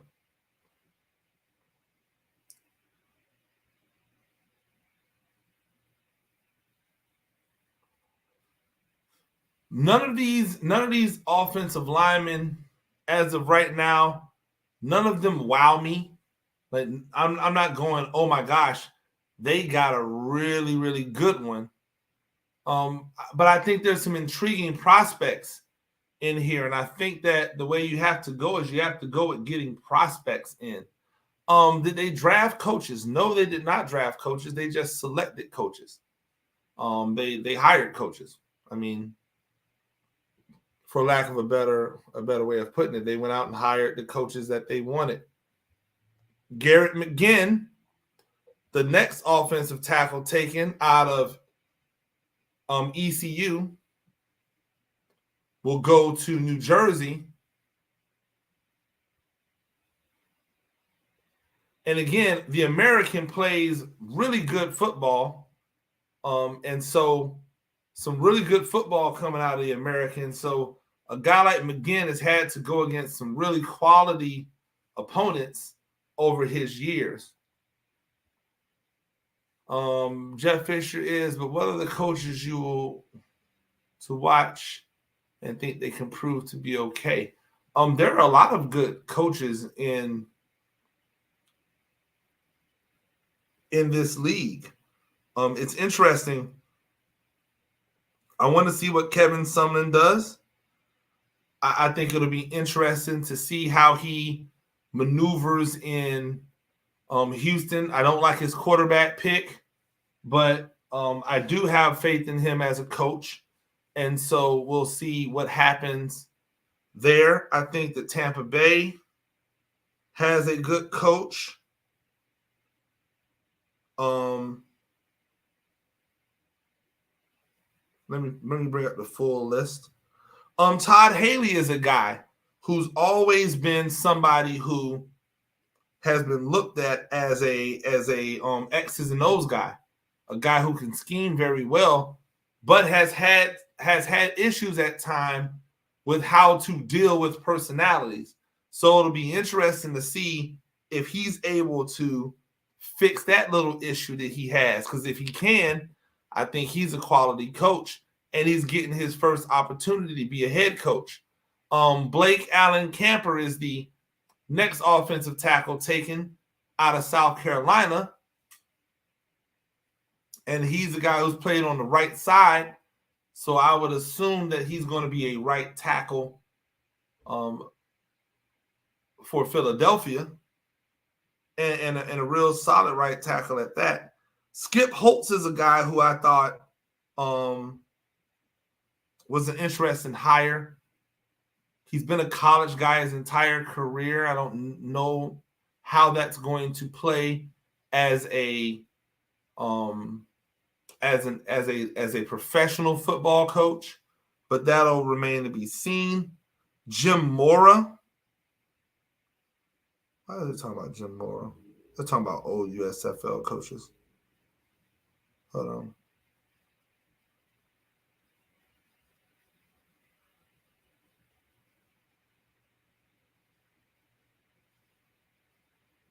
Larry Fedora is a good coach. He's a good coach. It'll be interesting to see as he navigated all of those really good offenses at North Carolina. Can he bring that level of prowess to the USFL with New Orleans? That'll remain to be seen. Mike Riley is a respected coach, kind of an old school coach, but has a lot of respect, and what he did up there at Oregon State, I think that people remember him fondly for what he did with his time at Oregon State. Kirby Wilson is somebody that's interesting because, this is another person getting an opportunity to get his first head coaching job. And so I'm excited to see what he does. So there's definitely some names to watch, some names to be involved in. I'll look forward to seeing those. Excuse me, I got to go over here and remove these a-holes that are like spamming my.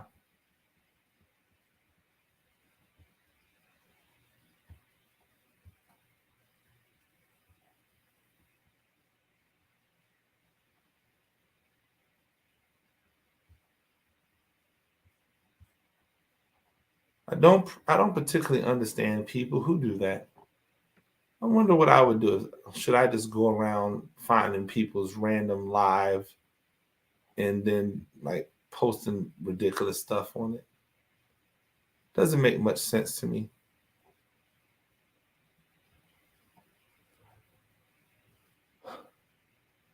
And the Tampa Bay Bandits bring in Kyle Catalina to play tackle for them. Interesting pick. We'll take a look at it. Kyle Catalina. Excuse me, not Kyle Catalina. Tyler Catalina. He's the guy who's played on the left side, and he's had a few cups of coffee in the NFL. He's a former University of Georgia offensive lineman, plays on the left side. It'll be interesting to see if they try to add another right tackle, or if they decide that they're just going to get the best tackles available and put them in the draft. Alex Magoo is a quarterback out of Florida International. Tall kid, athletic, good arm. I've seen him play many times. I think that he has probably the second highest ceiling of any of the quarterbacks that were taken in the first round. I think Tayamu, then Magoo, then Patterson. But I also think he probably is the lowest floor of those three. Not probably, he's definitely the lowest floor of those three guys. He has boom or bust written all over him. If he gets it together, if he can lean on his athleticism, lean on his arm, if he gets time to throw, he can have a lot of success. If he's struggling, it may be something that we see him not have success with. So that'll be interesting to see how that goes.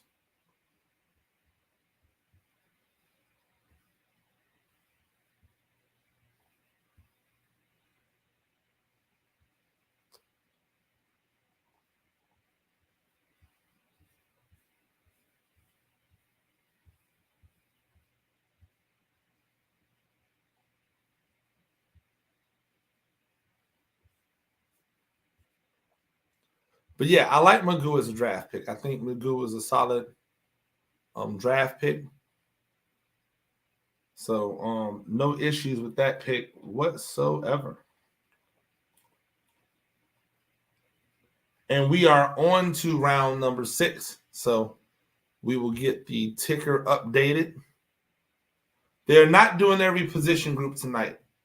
They're going to draft the next few rounds of offensive linemen. Then I believe they're going defensive back for a few rounds, and a couple other positions. Defensive back, defensive tackle, and then they're going to finish off with another round of quarterbacks. So they won't do every position group tonight, but I think what they're doing is they're identifying probably premium positions for today, and then they're going to come back tomorrow and flush the rest of it out. So they're not doing every position group tonight, but they are doing a good amount.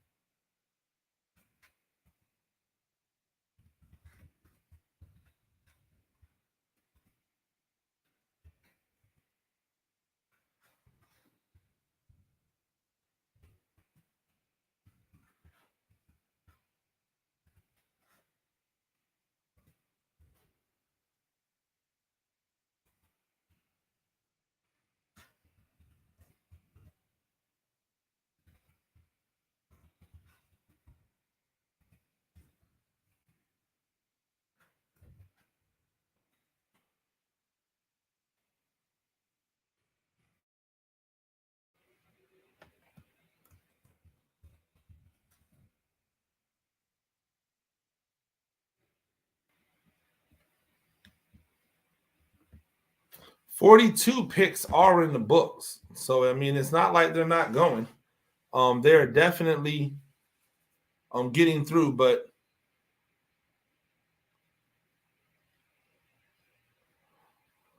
yes, and as you can see from the comment from Football Game Plan, that is Emory Hunt, the czar of the playbook, and really one of the best that does this on the draft level.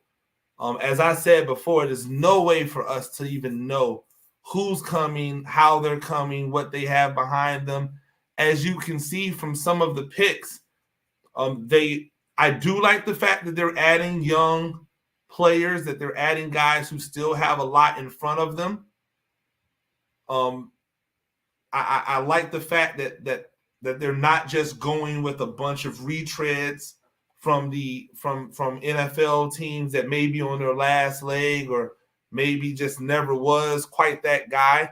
They're getting some guys who have a little bit of spunk behind them, who may have a future behind them.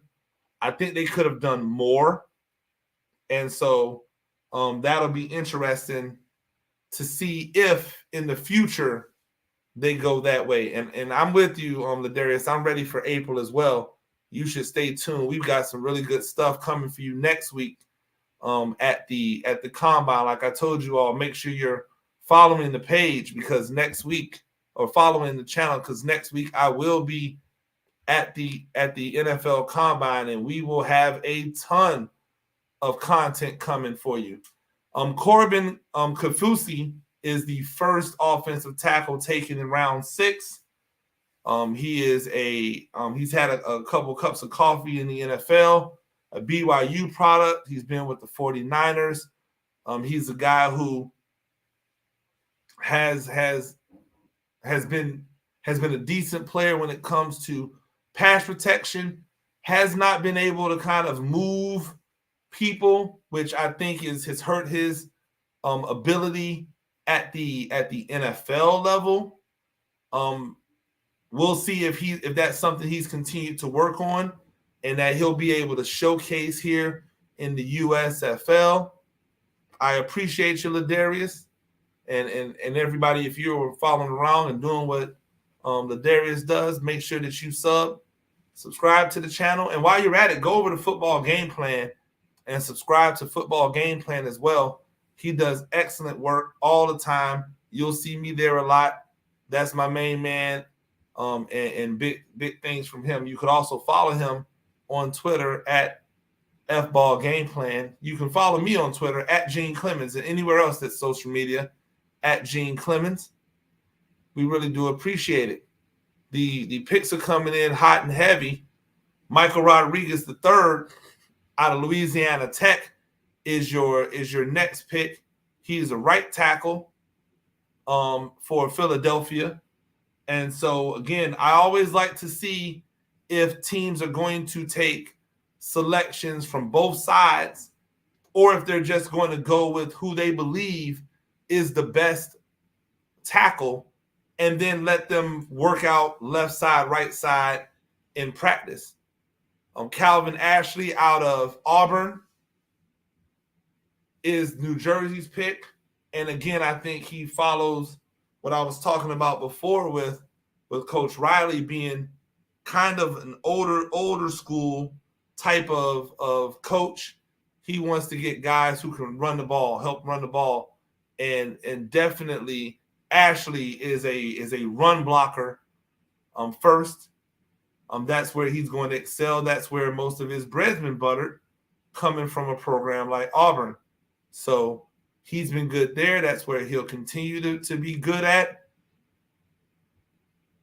And we'll see if he is making the improvements in his pass pro that he's going to need with all of these small, fast speedsters that they have running around on the outside with these edge rushers. That'll be key for him to see.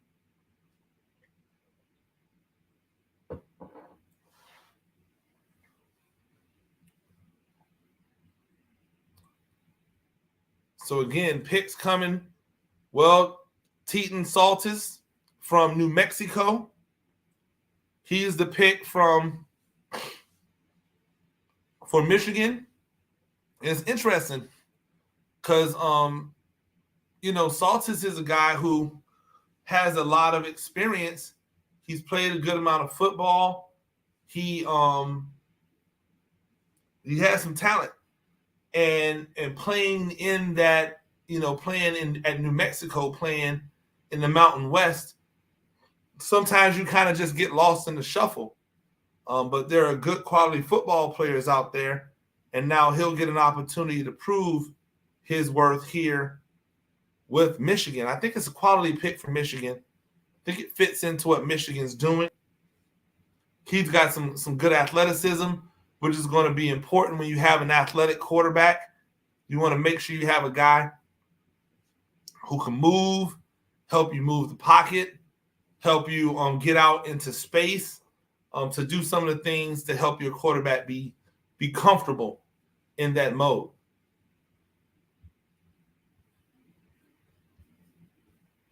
And I believe we are up to date. That's the 4th pick. Saltis. Again, if you have questions, if you want to leave a comment, we'd love to hear from you. I see the eyes out there. I know it's more than just me and Ladarius in here. I appreciate everybody that's commented, by the way, today. Really do appreciate you hanging out with me and going through this draft together. I really wish we had video to bring you. That would be great. I'd love to not get flagged by YouTube. If that was the case, I would just start popping up people's highlights. But unfortunately, they tend to frown upon those things sometimes. So we'll have plenty of time to go back and work through these things in the coming weeks as we find out who's doing what. What's the best team? Again, I'm going to probably sound like a homer because I'm going to root for them personally, but I believe the Tampa Bay Bandits are assembling the best team. I do like what Birmingham has done. I don't know when they'll release what the rest of the roster looks like as far as the coaching staff.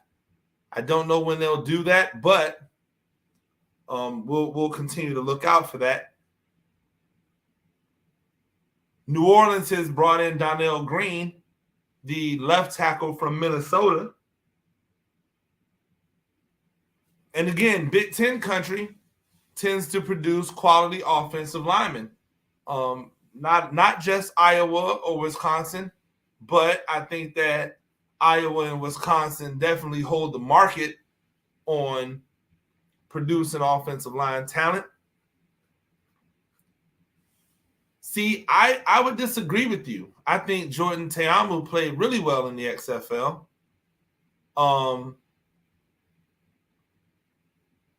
I like Jordan Tayamu. I think he's the best out of the 8 quarterbacks who were taken. I think Tayamu was the best prospect out there. I think he has the highest upside.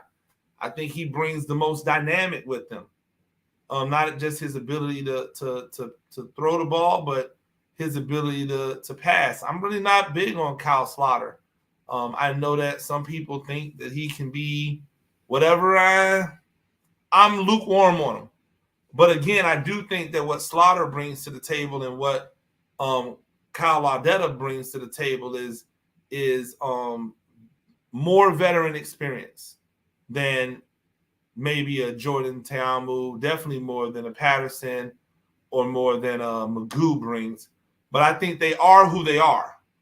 I think Kyle Slaughter is who he's going to be. But we don't know what Jordan Tayamu can be. And that's what I'm intrigued by. I disagree. I thought he played well in the XFL. I think he played well in the XFL. I think he has some plus talent. And it'll be interesting to see how he's used, because we know that Haley being a guy who dealt with Ben Roethlisberger is going to know how to use a guy like Tayamu better than most will. So I look forward to seeing what he does. I think he has an opportunity to be the star of the league because he plays the position that is going to get the most eyes. And he plays the position that's going to get the most eyes in a city that cares about football. So I think that matters as well. Will wide receivers be drafted tonight?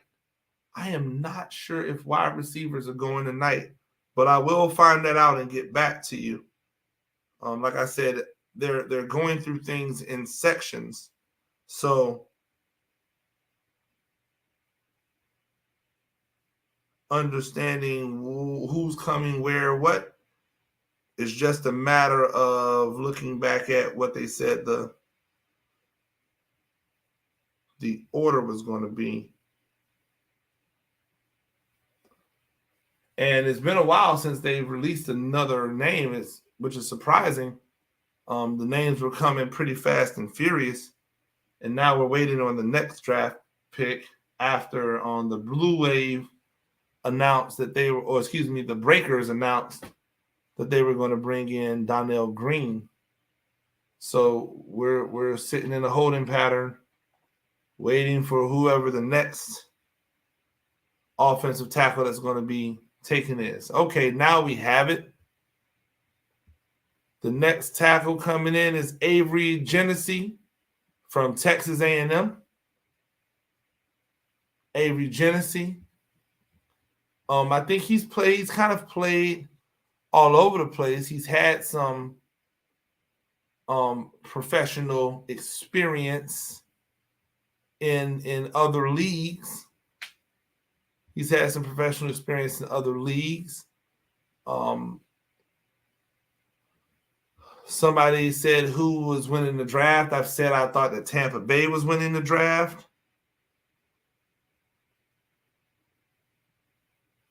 Again, that's up for debate.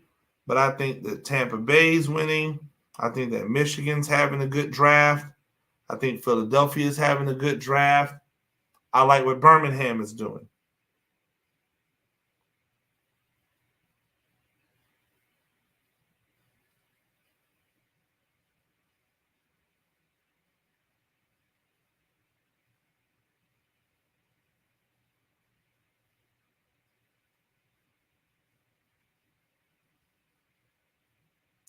And somebody was asking earlier about whether or not they were selling stuff. There is a store.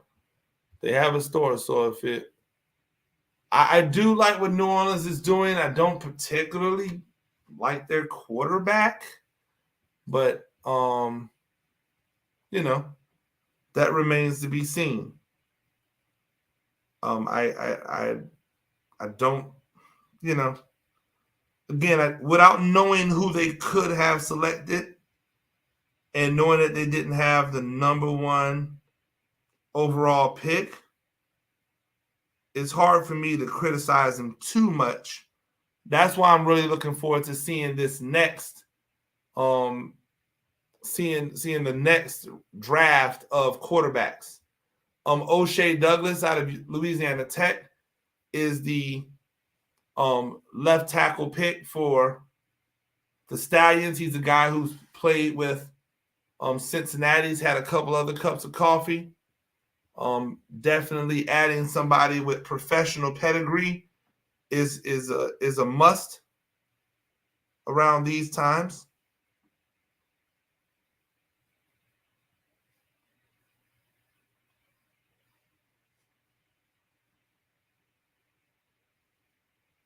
So, once again, to review, we are in round number 6.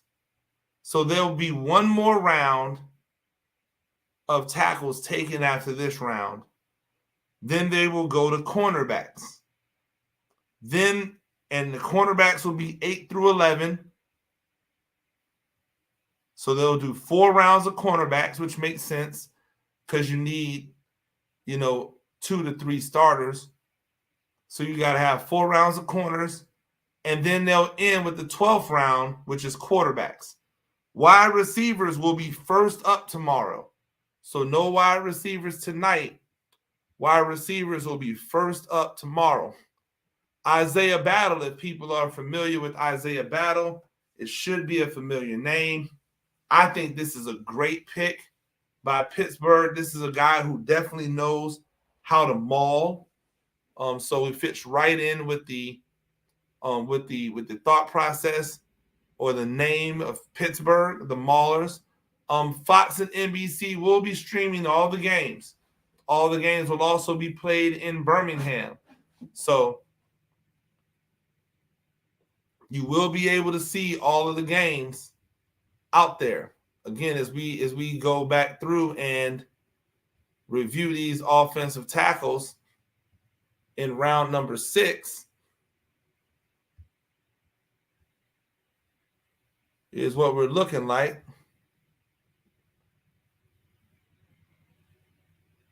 Kafusi,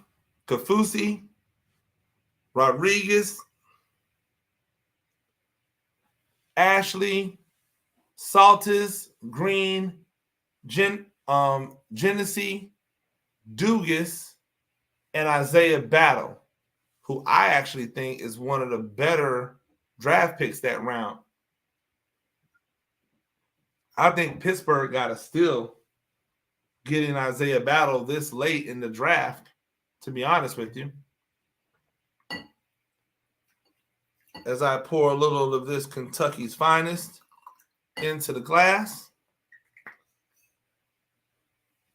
just enough to soothe the vocal cords. Been doing a lot of talking today.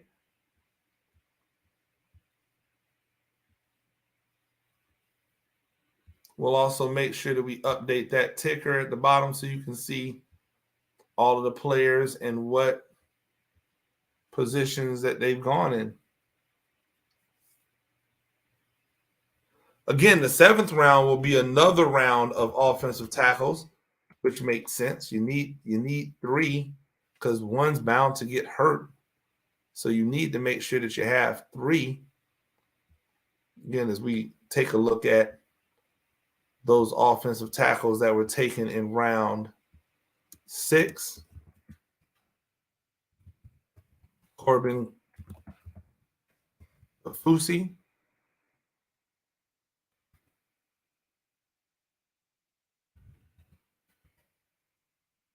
Michael Rodriguez,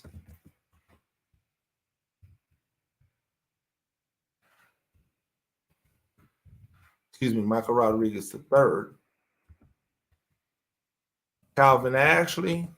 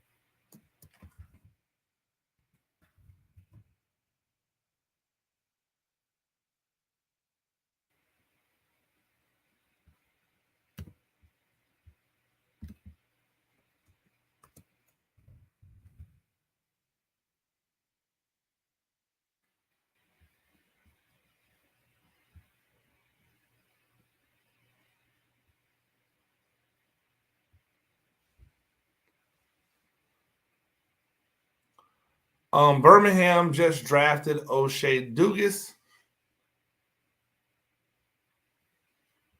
My favorite team is going to be the Tampa Bay Bandits because that is where I am from. I am from Tampa Bay.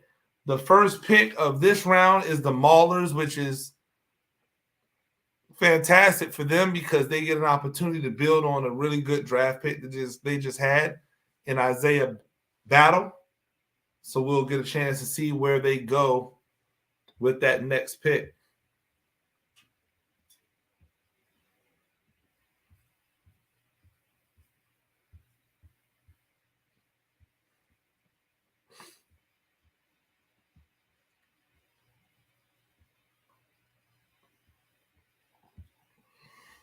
speaking of picks, if you have not yet, make sure that you pick up the phone or pick up your mouse and hit that little subscribe button so that you can get everything that we do on this channel. Coach Gene Clemens. I am Coach Gene Clemens. I do appreciate you for joining me. And keep in mind that I did all this and I didn't even hit like the button to like have this be like monetized, which means this has been happening with no commercials. You haven't had to watch one commercial here. I know. You're welcome. Actually, that's probably because I forgot to turn it on, if we're being honest. But I'm happy that you're still here. And if you would, click off and then click back on so that you get to see a commercial so that I get, all that good stuff too. I appreciate y'all. Y'all are the awesomes. We should be getting ready for round 7, which will be the last round of offensive linemen being drafted for today. Obviously, they need guards and they need centers, so they will do that. But that'll be the last round of offensive tackles for this week. I'm sorry, for this draft.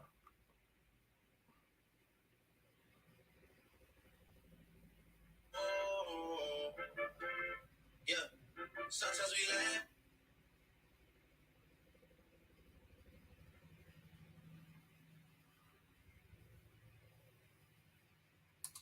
And again, I don't know what's taking so long in between rounds all of a sudden now.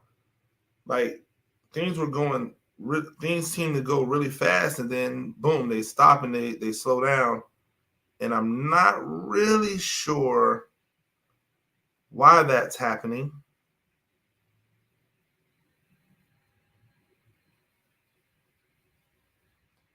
Maybe there are picks coming and they're just not sharing them and they just kind of have their own timetable. I will say that they are trying to hold to their their window. It's 9:29 right now. We still have 6 more rounds. So they're going to have to finish 6 rounds in 30 minutes. So I would assume that they're going to start flying through these picks if they want to still have it at 10 o'clock. I've pretty much decided I'm going to be locked in here with you for every round of this first day. So shout out to all of you for sticking along with me as I block this person that keeps trying to spam my my live chat. You gotta love people. Or robots, or whomever's doing that. I'm not really sure.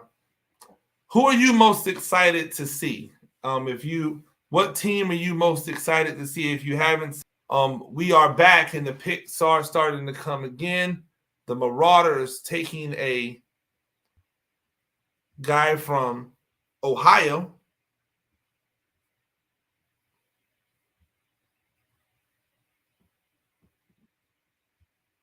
Charles Baldwin, the offensive tackle from Youngstown State, who also spent time at the University of Alabama. Solid pickup. Guy who had a lot of hype coming out of high school. Didn't really get an opportunity to see him come into his own at Alabama, but then went over to Youngstown State and did good work at Youngstown State. So it'll be interesting to see how that works. Tampa and Birmingham have definitely been solid. I really like what Michigan has done as well. I think all 3 of those teams along with Philadelphia, have had really strong drafts. Justice Powers, he is next. Again, Birmingham, adding another guy, a local guy, which is always fun when you see local teams or when you see teams draft local players. Justice Powers, a University of Alabama, Birmingham player product, and now he will get an opportunity to continue to play football for Alabama Birmingham. That's an exciting thing.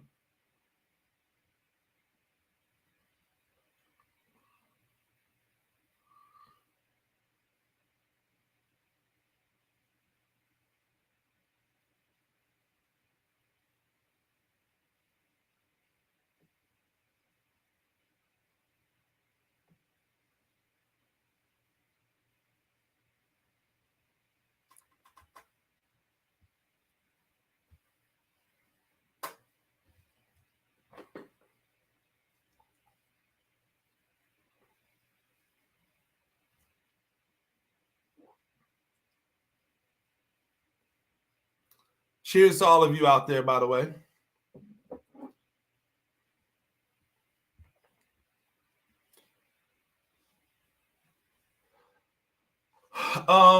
North and South. I'm not exactly sure how they broke it down, but I think if we were just looking at it,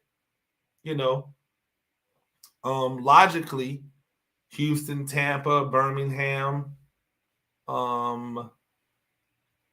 definitely in the North.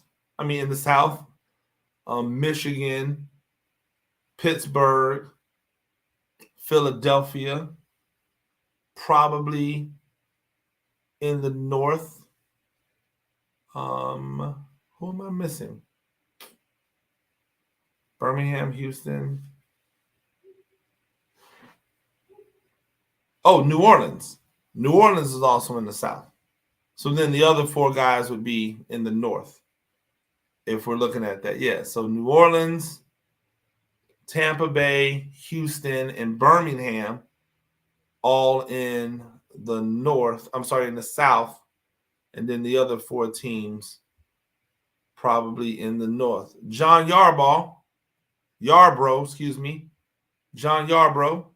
the offensive tackle, the right tackle, who is from Richmond, spent some time Spiders.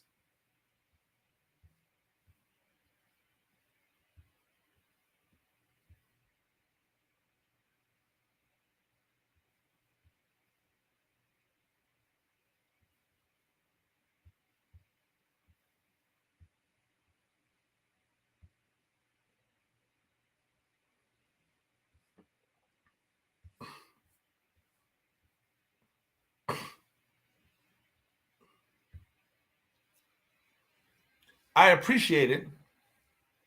And again, I appreciate everybody that's following. Again, I really wish we would have been given, a prospectus, guys, like a pool of guys, because I really could have given you guys some insight into what people were thinking, how they may have wanted to go as we look at Marquis Lucas, the next draft pick for New Orleans out of West Virginia,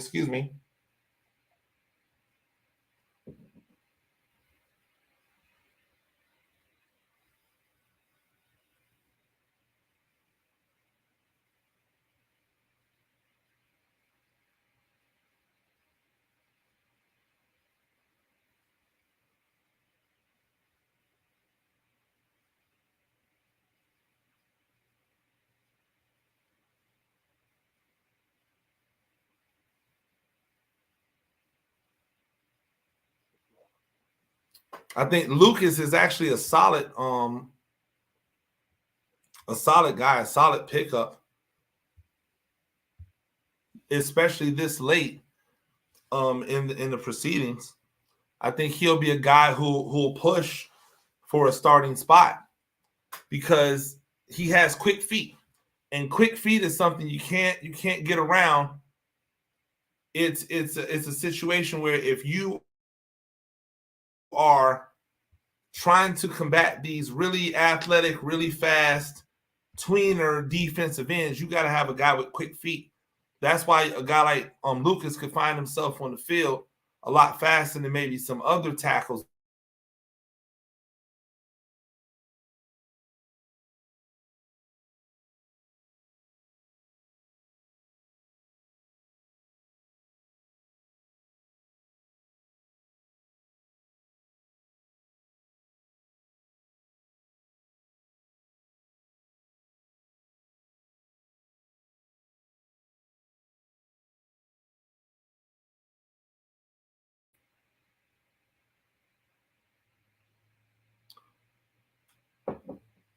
Now, I don't think he gives you enough, or he's giving you enough in the run game, and that'll be interesting to see how he's improved in the run game. But as a pass protector, I think he can definitely start off and get on the field early because of those feet.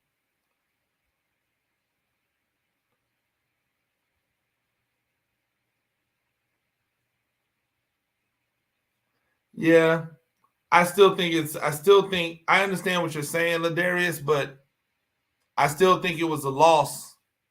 It was a loss on their part because there was nothing to compete with right now.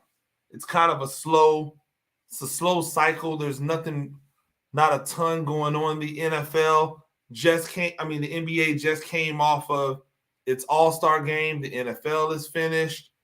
There's no Major League Baseball.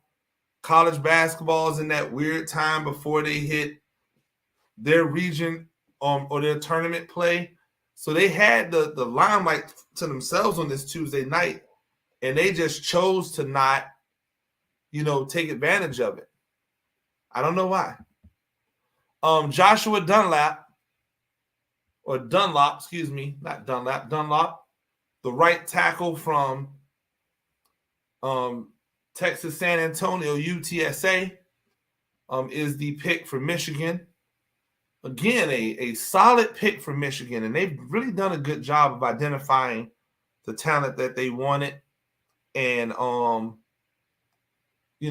able to help them right now. They've done a really solid job. Not a lot of wow, except for maybe on the pass rusher that they got in the third round. Outside of there, no wows, but everything like, that's a good pick.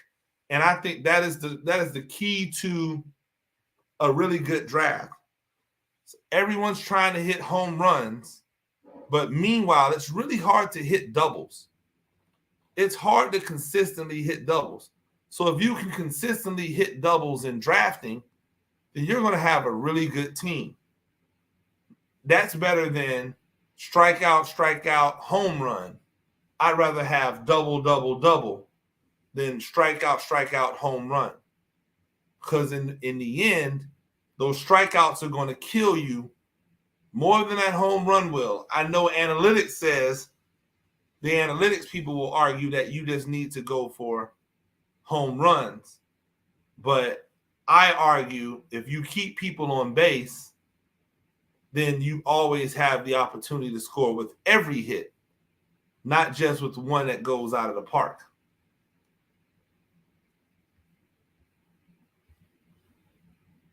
Terry Poole from San Diego State is the next draft pick, and you can see by his picture, Poole spent a little time with Seattle. Now he will go to New Jersey to join that squad over there. And again, Poole being a guy who is used to going up against NFL caliber talent, definitely going to help him as he progresses along.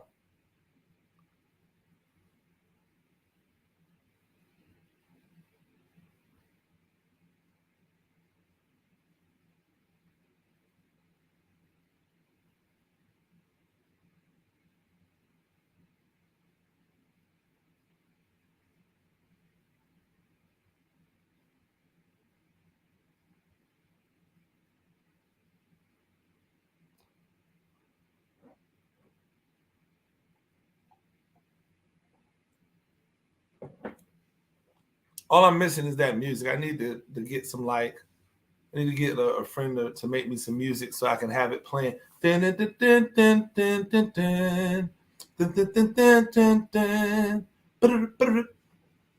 that kind of thing.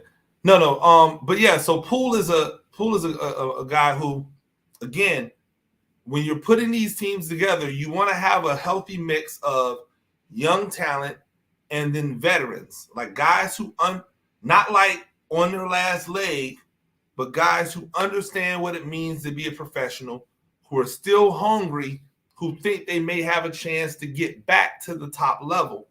That's how you put a team together that can be competitive. And so Poole definitely checks those boxes. Offensive linemen are always needed in the NFL. You never have enough offensive linemen. So if Poole comes in, he handles business, he could find himself on a roster the same way that any one of these young men could find themselves on a roster.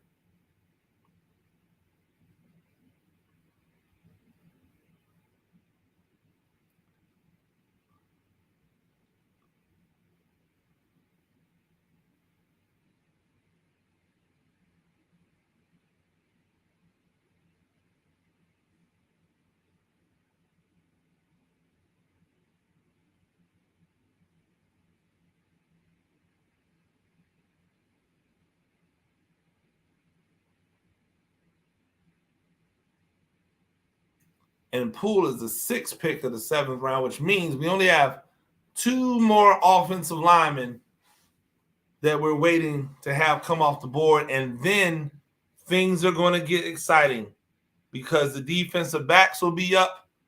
And I am looking to tell you, well, I'm telling you, I am looking to see if there's a defensive back that ends up in a hometown.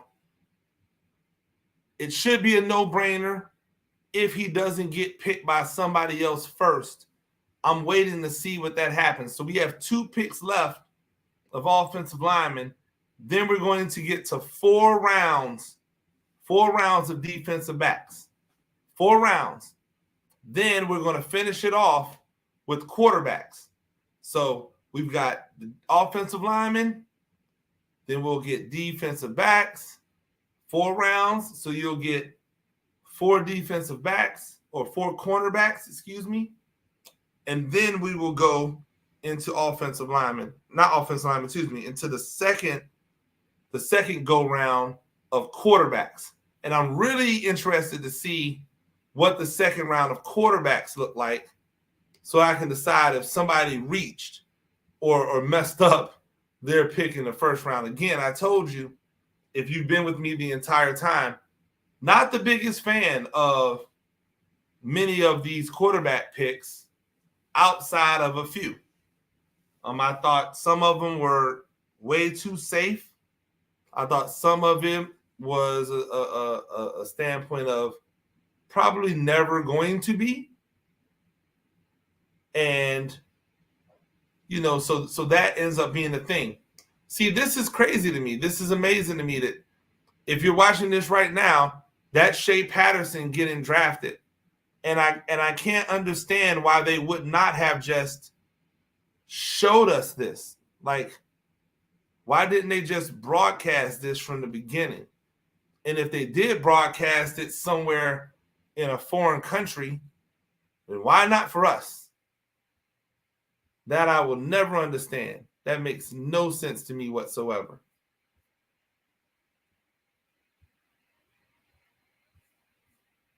But it is what it is. We still wait for the next 2 picks as we see Shea Patterson get taken with the number 1 overall pick. I don't agree with him being taken with the number 1 overall pick, except for the fact that I understand it from a marketing perspective. Shea Patterson being a popular Michigan player, I understand that. But that's the only perspective that I understand when it comes to that. Here are the last 2 picks as they were, showing off the Shea Patterson pick. Jacob Paul Burton out of Baylor, a big offensive tackle, gets picked with the 7th pick in the 7th round for Philadelphia. And Jawan Bashel Beatty, another Michigan person, goes to the Tampa Bay Bandits. Now, if I'm not mistaken, because Tampa Bay had the final pick in this round, I do believe that they have the first pick in the defensive back round. So if that is the case, ladies and gentlemen, hold on. Because if Tampa Bay has the first pick, and we'll see the order come out, I'll tell you when it pops up. Tampa Bay has the first pick in the defensive back. Then there's a defensive back out there by the name of Ike Brown, a guy who was picked up by the Buffalo Bills and was on the practice squad for the Buffalo Bills. He got a chance to get on with the Raiders, but couldn't stick. But he's one good performance away from sticking with an NFL team. A long, athletic defensive back. He has experience playing safety as well as corner. That should be the pick. And if that is the pick for Tampa Bay is going to go crazy because Ike Brown clearly has ties in Tampa Bay. He went to Tampa Bay Tech. He grew up around a bunch of Tampa Bay lifers. And so it'll be interesting to see if that happens.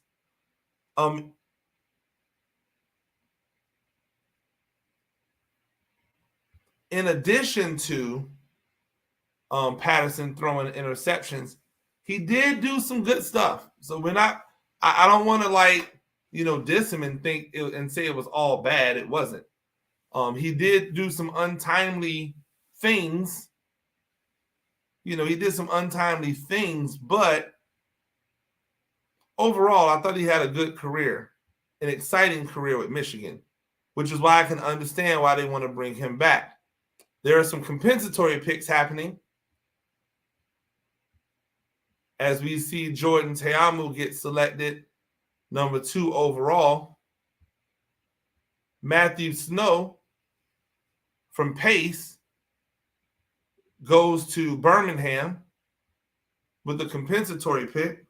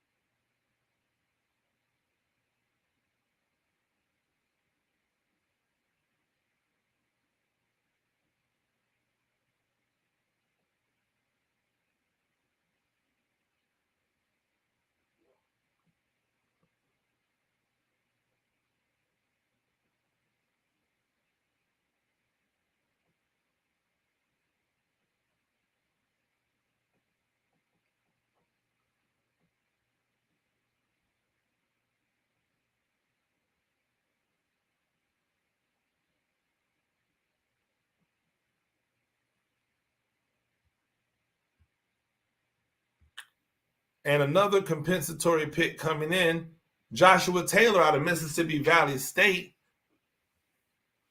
who also played for St. Francis University. He will go to Michigan.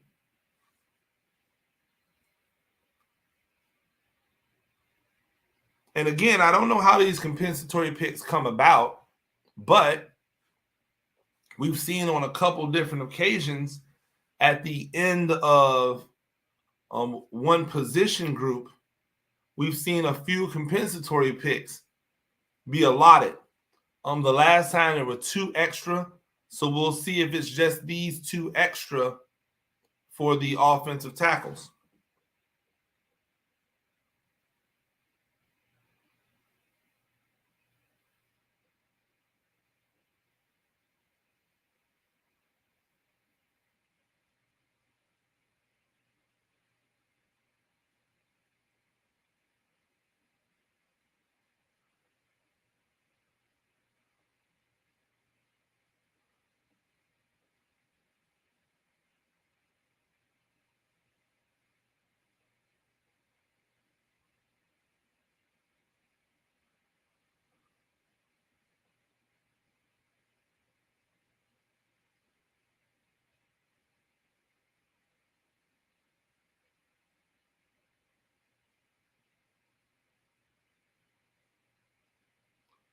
And that'll do it for the 7th round as we see the wrap up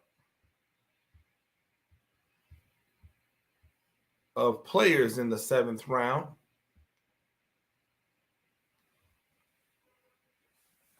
A compensatory pick. A compensatory pick is when you are compensated. Is when you are compensated for something, whether it be like a loss of a player or a loss of a draft pick for whatever reason. The league will normally award you an extra pick at a round that they have deemed is equivalent to what you've lost, to the value that you've lost. I'm sure that my stream is freezing a little bit because I've been streaming for 3 hours straight. So I apologize. Hopefully, you guys can hear me now. I know that there's probably been some glitches and things of that nature, which normally happens when you stream for this long.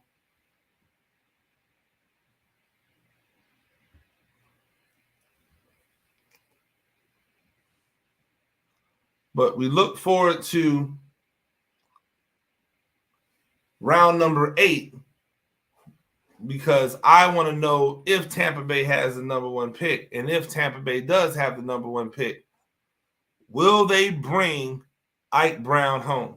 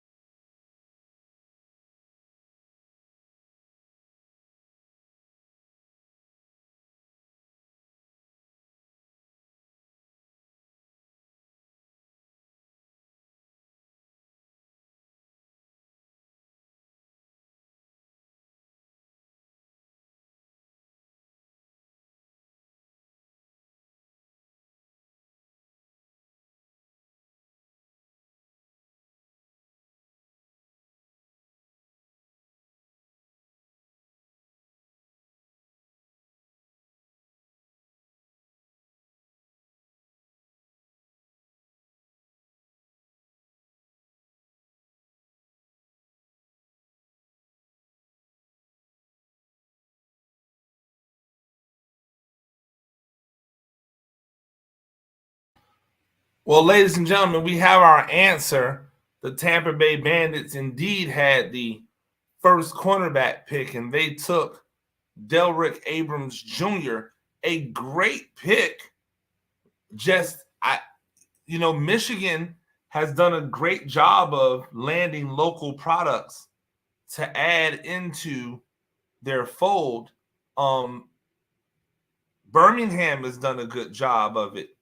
Philadelphia, to a certain extent, New Jersey, Houston, Tampa Bay misses an opportunity. Now, maybe they'll have another opportunity. Maybe Ike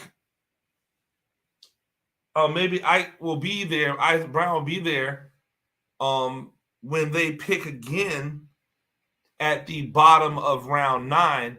But it definitely, to me, was an opportunity that they missed to be able to bring on a guy who epitomizes Tampa Bay.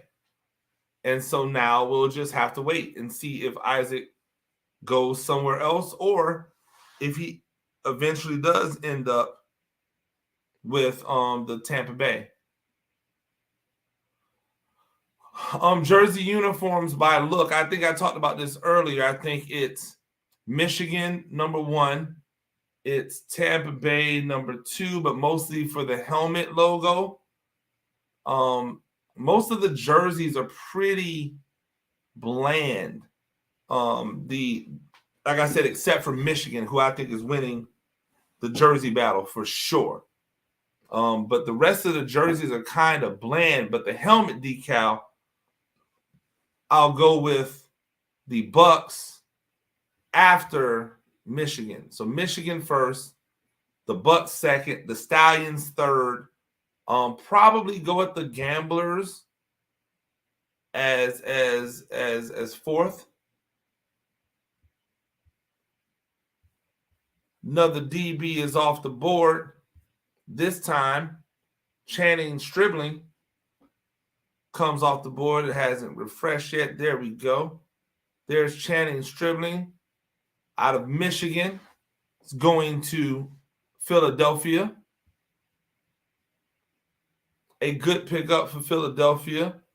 A strong, tough defensive back. Big Ten defensive backs tend to be very good professional defensive backs.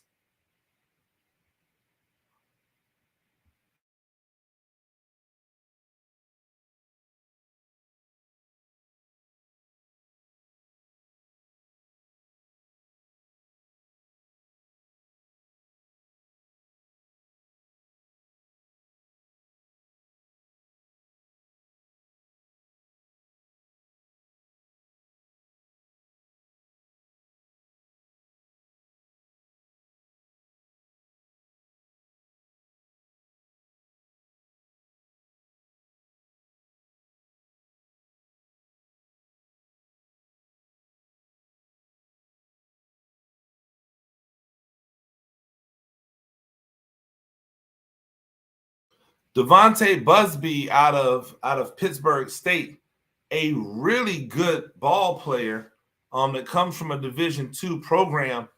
He's gonna turn some heads. There's a reason why you see a NFL jersey on him from his time with Denver is because he's a really good ball player and a guy who I believe is going to have a ton of success in the USFL. This is a great pick by New Jersey, who's able to pick him up with the 3rd pick in the 8th round.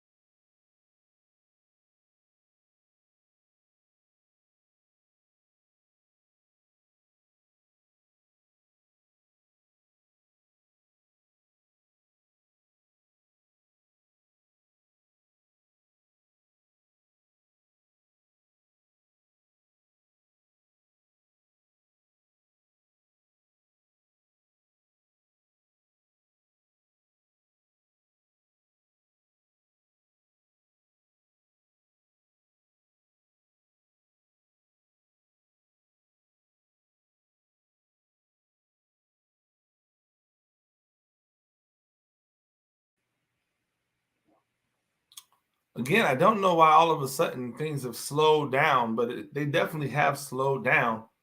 It's really interesting. They had a nice rhythm going. Again, all of these picks could have already been made, and we're just waiting for them to populate. But definitely not going the speed that it was going before. Tino Ellis, the Maryland product, and a guy who's had a few cups of coffee with the Miami Dolphins, is the Michigan Panthers selection. Not a bad selection for Michigan to get a guy with some. Again, you want to have some guys that have some pedigree, guys who know how to be professionals. And we know the type of ship that was run down in Miami. You had to be a professional down there. So we would expect nothing less from those guys.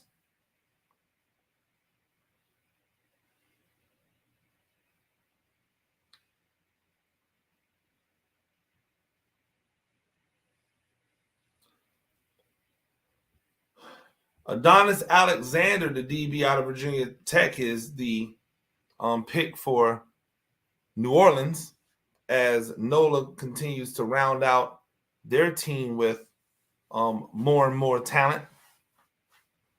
Shout out to the Breakers, who I believe are kind of creeping up. They've quietly been putting together some really good selections over the past few rounds. And Alexander, a long, athletic, rangy cornerback, is somebody that should fit in right well down there in New Orleans.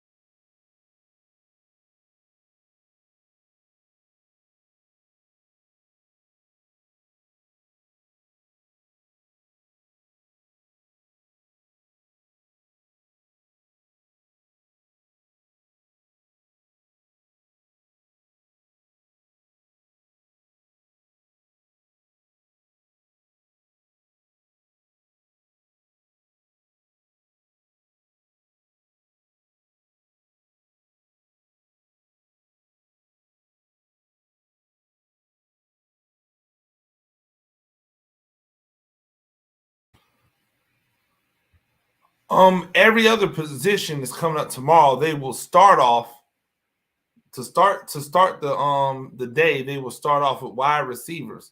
So wide receivers will be the first position chosen tomorrow. And I assume that just like defensive backs, you'll probably have 3 or 4 rounds of wide receivers because you need so many of them.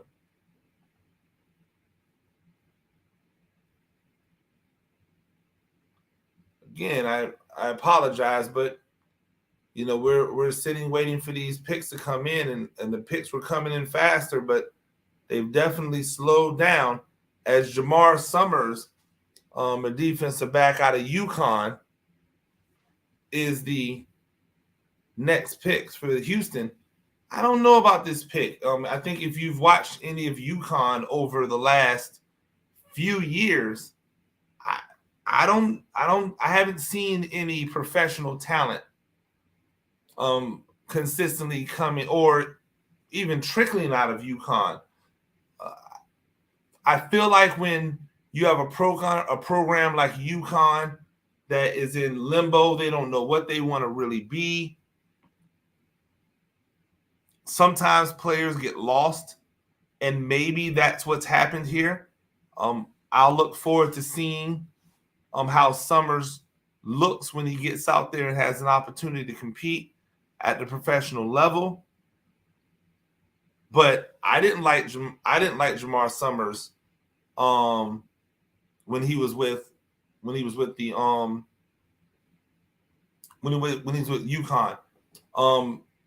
Ladarius says that he was great with the iron.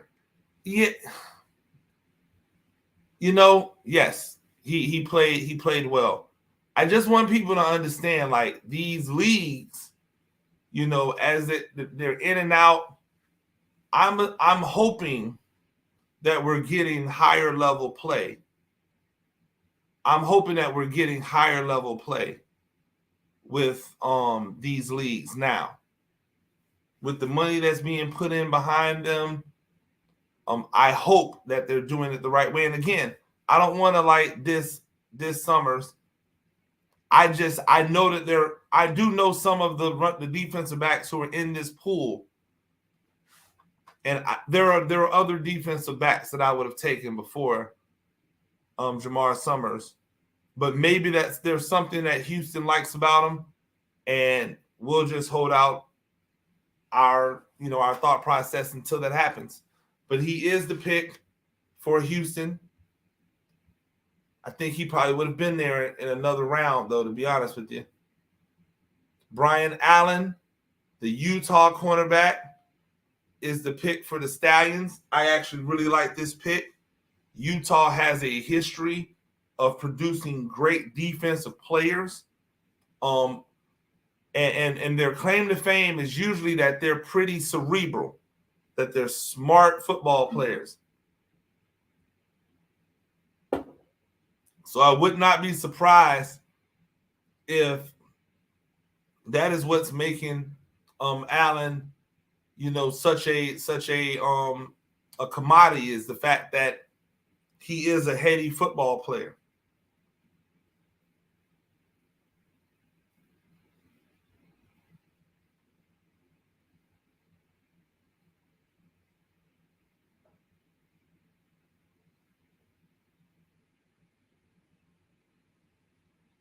We'll see. I hope I'm wrong, Robert. And if people don't know, Robert's saying he doesn't know why Summers can't make the NFL. He's a good player. I'll just say, when I saw him at UConn, didn't seem like my guy. But that doesn't mean, again, I think sometimes when you're with programs that are so bad that you get lost. Even to a certain standpoint where you don't play up to your level. So if he has been doing a great job with those teams on the other leagues, I hope I'm wrong. I want everybody to be successful. So I really do hope I'm wrong. And if so, I'll say it.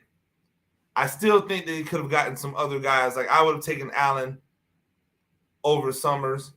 I probably would have taken a Jenny Harris over Summers as well. But,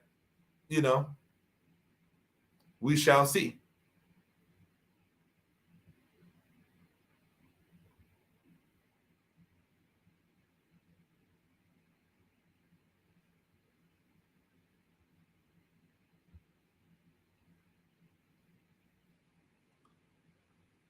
So the first round of cornerbacks, not defensive backs. The first round of cornerbacks is in the books.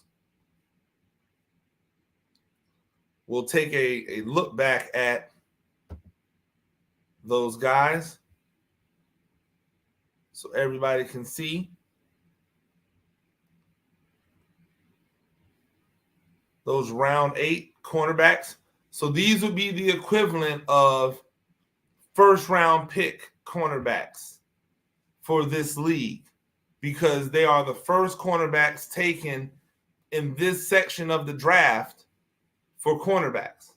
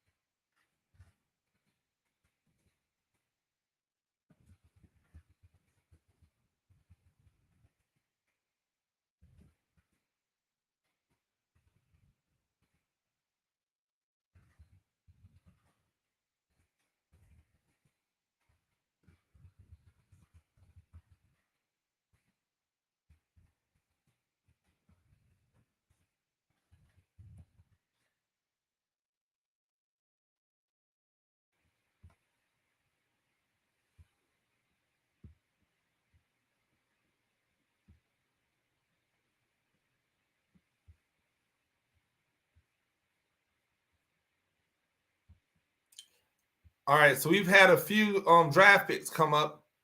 We're going to recap. And I really like some of these picks. So Terrell Bonds is a guy who I'm really high on. Tennessee State, played for the Pittsburgh, drafted by the Pittsburgh Maulers. Had a cup of coffee with the Baltimore Ravens. He's going to be able to come in and help right now.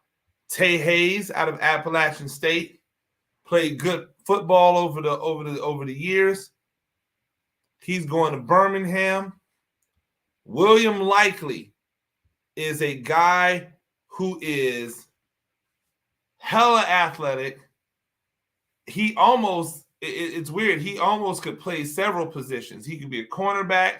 He could be a slot receiver. I think he becomes a weapon in the return game. Will Likely is a guy who definitely will be dynamic and probably low-key one of the best draft picks that the Houston Gamblers have had all season. I mean, all draft. Derrick Jones out of Ole Miss is a really quality defensive back who's going to add depth and be able to come in and compete for a job. Those draft picks are some really good picks from those teams here in the second round of defensive backs, or round 9 if you're counting at home. But I really like that Will Likely pick. I didn't even know Will Likely was in the pool, and that's crazy because I would have had Will Likely much higher than where he went. Jamison Houston out of Baylor going to Michigan. He's a big defensive back, big corner, guy who I think who could also slide inside and give you a little bit of, if you want to go into the slot, give you a little bit of extra girth. If you want to go with a nickel or a dime defense, he's a guy that can come in. But a lockdown guy, used to playing man-to-man, used to getting thrown on because he played down in the Big 12 where they throw every single time.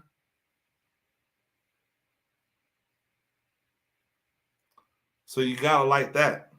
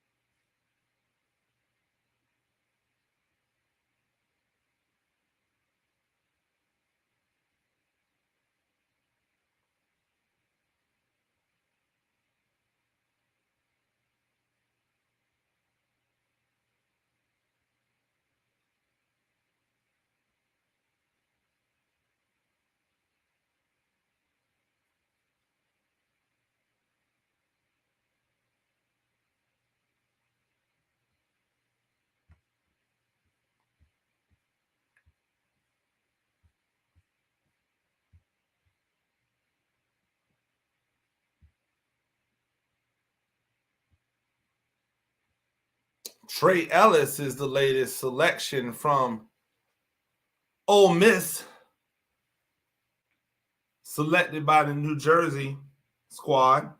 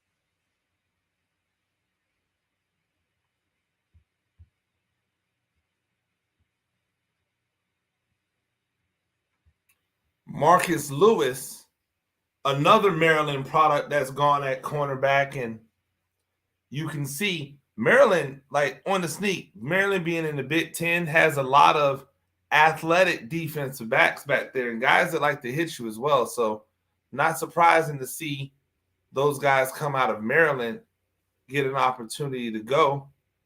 And then the last pick of the second round, still no Ike Brown. Devontae Davis, the cornerback out of Texas, goes with the 8th pick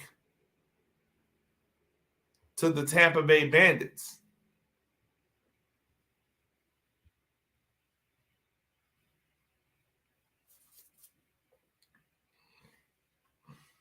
So again, another round gone.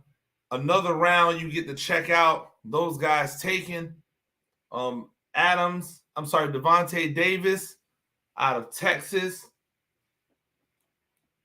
Marquis Lucas, Maryland. Trey Elston, from Mississippi. Jamison Houston from Baylor. Derek Jones from Mississippi. Will Likely, who I think is a steal from Maryland, goes to Houston. And Tay Hayes from Appalachian State. And the round got started with Terrell Bonds out of Tennessee State. Shout out to HBCUs. And there is a look at the round as a whole. As we move into round 10, we only have 3 more rounds to go.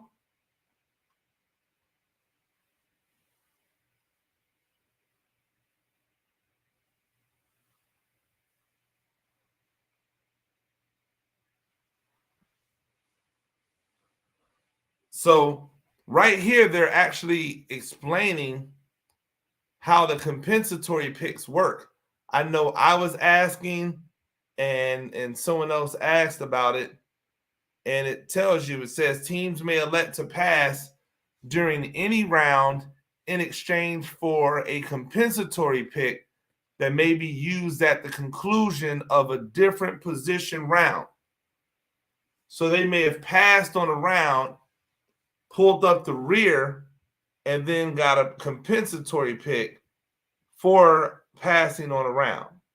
So that is how that works. If anybody was wondering, that's how that works.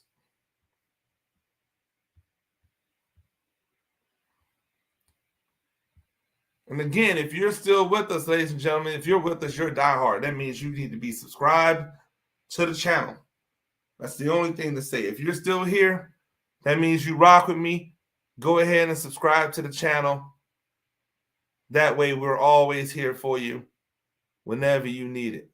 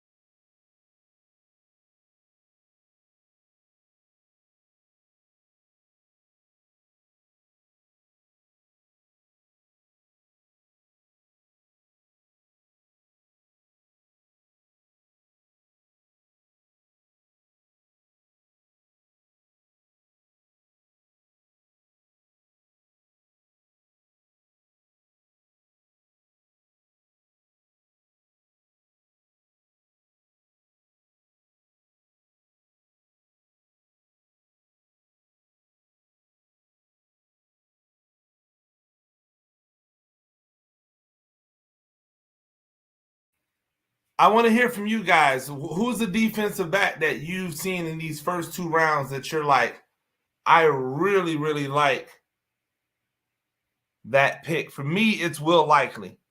Going to Houston. I think Houston got a steal. They may have gotten one of the best athletes in the draft.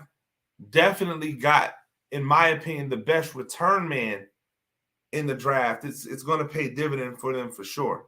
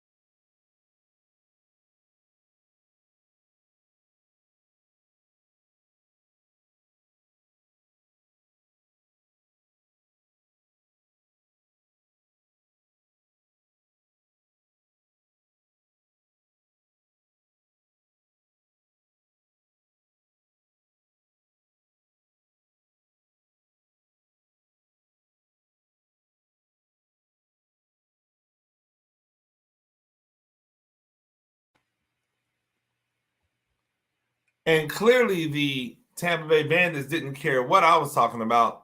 They went again away from Ike Brown, and they went with Christian Campbell from Penn State. Again, can't really argue with the pick. However, I do believe that Ike Brown is one of the best cornerbacks in this draft. And so if he is indeed in the pool, which I believe he is, I would be surprised if he does not make an impact on a team sooner rather than later.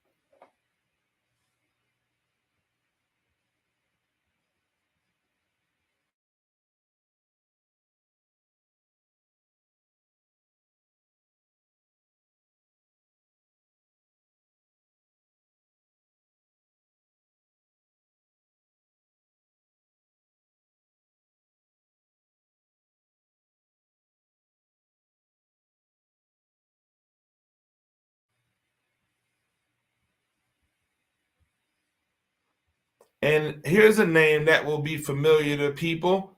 Again, an opportunity, by the way, for a Tampa Bay kid to get drafted by Tampa Bay, but he wasn't.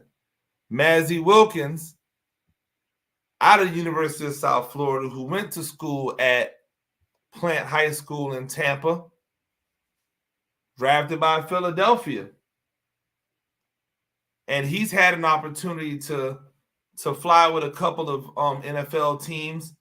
a little bit, so he'll get an opportunity to continue to sharpen his sword. David Rivers out of the FCS Youngstown State, the second Youngstown State player that we've seen selected, he's going to go and join New Jersey. That's a good landing spot for Rivers, as he's around two franchises in the in the Giants and the Jets, who are in need of better cornerback play. So if he can impress, maybe he earns himself an invite to one of their camps.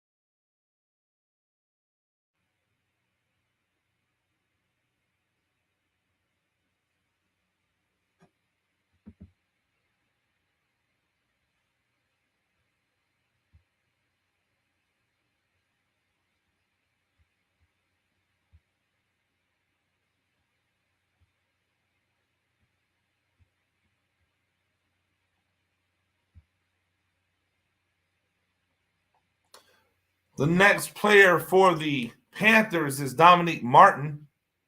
He will join those guys up in Michigan, and the Tarleton State product. That's the second Tarleton State person that we've seen.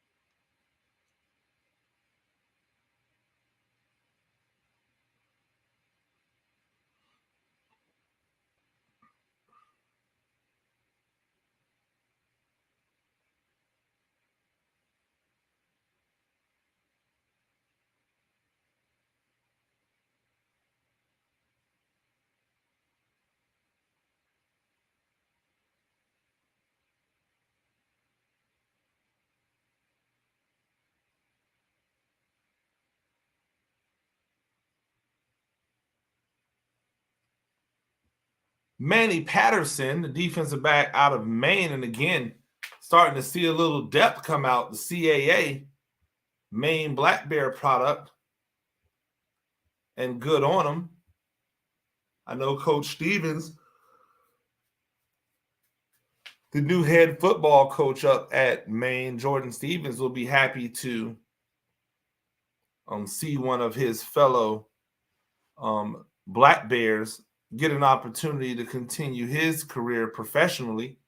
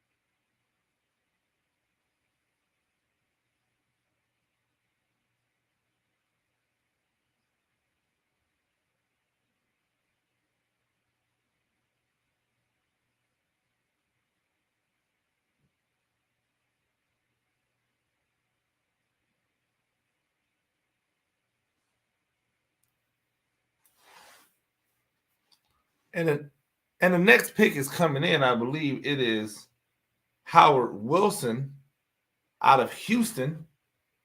And look at that. The Houston Gamblers take a gamble on a Houston product. Who would have thunk it? Tampa Bay.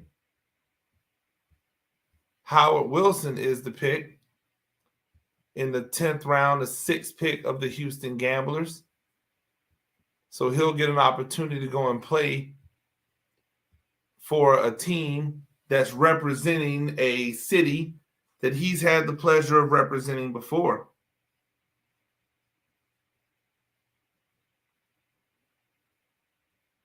If there's one criticism that I have of Tampa Bay, it would definitely be that they have not seemed to add any legitimate, like well-known local talent. And if I'm missing someone because maybe I just didn't know them, A, that would be surprising, but B, I apologize. But I'm pretty plugged in with the prep scene, with the high school scene, and with the collegiate scene around the Tampa Bay area. So I feel like if there was a guy, I would have known about it, but maybe I could be wrong. Brian Mills out of NC Central. Again, shout out to HBCUs. Kids getting opportunities in the USFL to be able to come out and do some great things. Brian Mills is the latest that will get an opportunity to make an impact. And Mills is a young man that's played some really good football. Now he'll go over there and have an opportunity to try to stick. And that's all you're ever asking for is the opportunity to stick somewhere, to show that you can play beyond just, special teams. I think a lot of these guys get dejected when they are reduced to just being special teamers. It's not that they don't embrace being on the special teams, but a lot of these young men have grown up being the man on their team, and now they don't know how to adjust to being, the low man on the totem pole. They don't know how to adjust to, I'm doing everything that you asked me to do, and you don't want me to do anymore. They're used to, if I'm doing things really well, then I get the opportunity to do something else. And that doesn't always happen in the NFL. Sometimes if you're a special teamer, you just remain a special teamer for your entire career.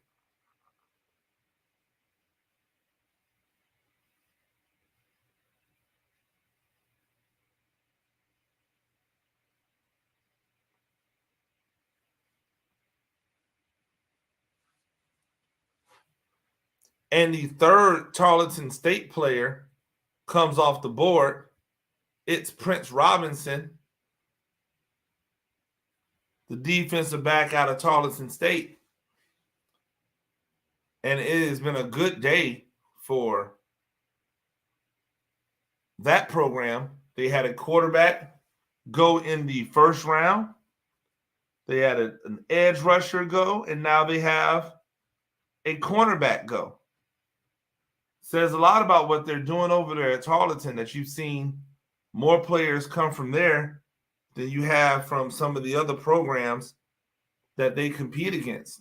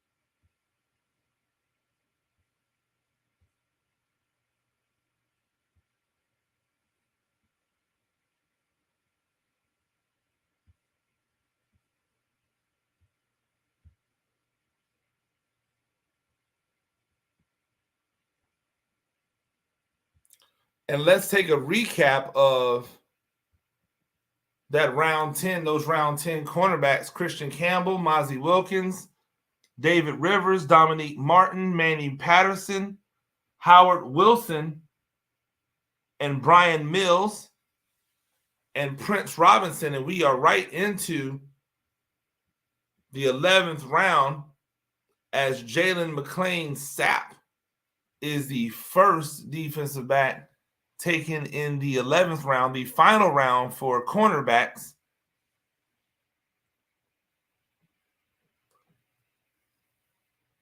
And you can see by the arms, look at the long arms on McClain-Sapp. He is a guy who is really lanky, really long and lanky. He uses those limbs to his advantage. Even if you get behind him, he's able to then reach those things out to kind of, bring him back into contact with the receiver. Definite skills and an opportunity to go out there with the Maulers and improve that name to be accurate.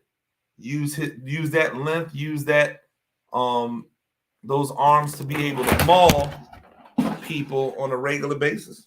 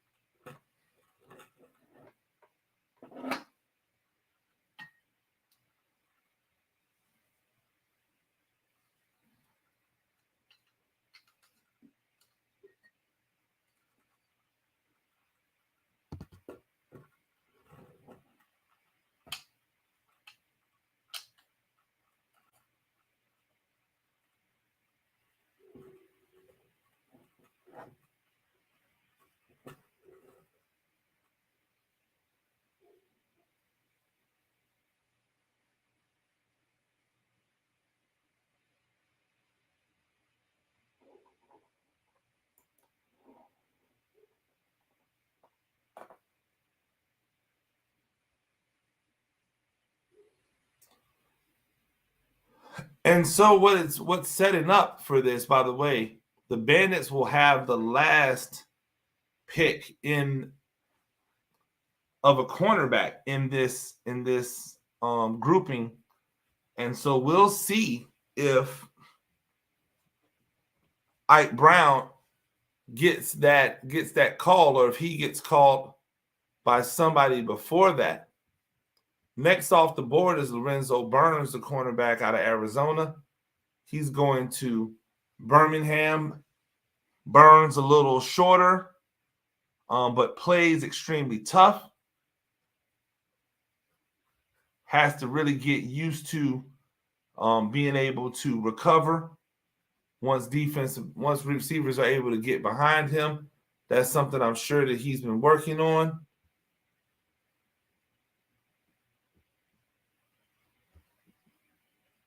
The Gamblers add Jerry Cantave from William Jewell College. Again, a small college getting the call. And you love that for that young man.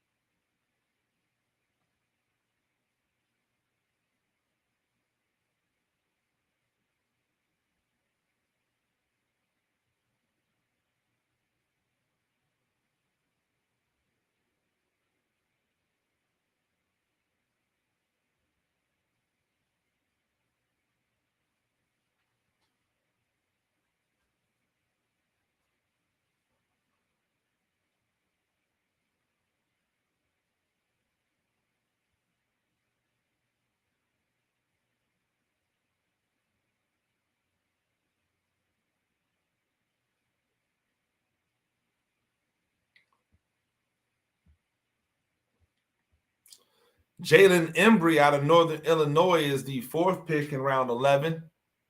As we get through the first 4, don't know if there'll be any compensatory picks in this one, but if they are, we'll have to wait and see. But we do know there are 4 more picks coming,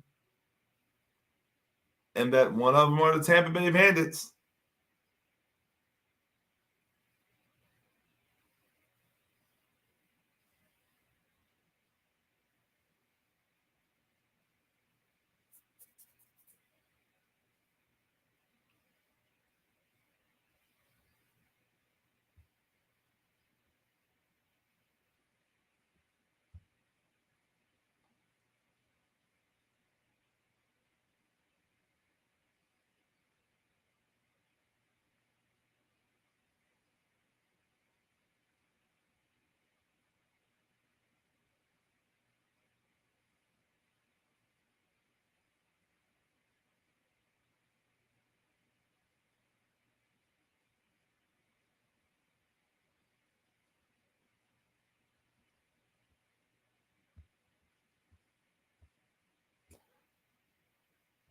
Jalen Burrell, cornerback out of New Mexico for the Lobos, one of a second New Mexico player that's come off the board. I say come off the board like I know what was on the board, but I don't. Just a saying that we've gotten used to and now kind of can't get from around it.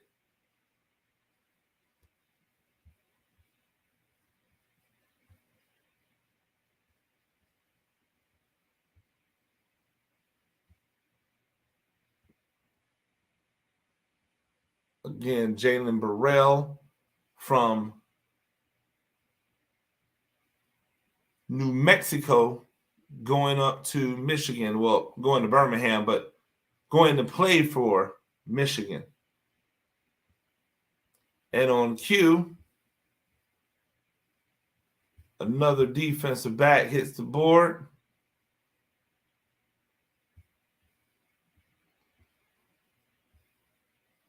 DeJuan Neal out of Shepherd, a Division II school.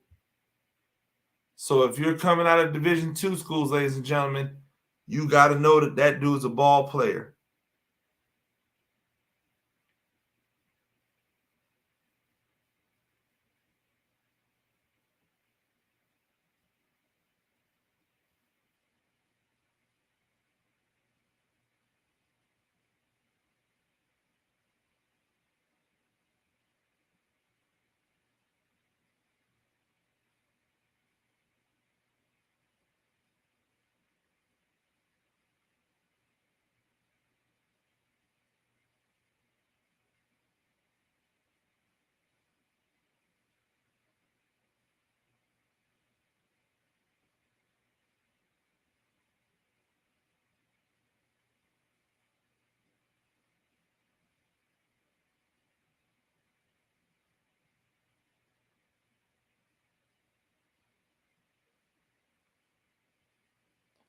And ladies and gentlemen, we are quickly coming to the end of these defensive back selections,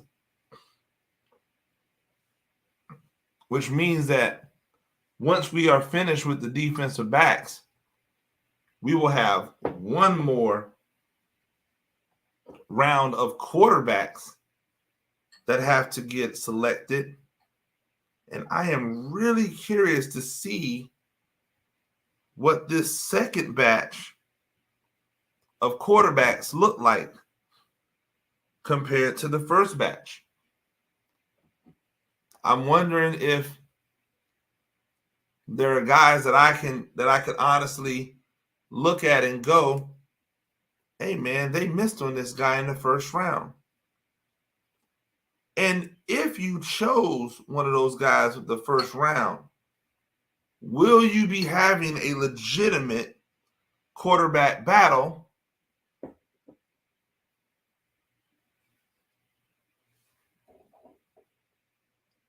Will you be having a legitimate quarterback battle? Will you let the best man win the job? Or are you going to give the are you going to give the onus to the guy that you selected with the first round pick? That we will have to see.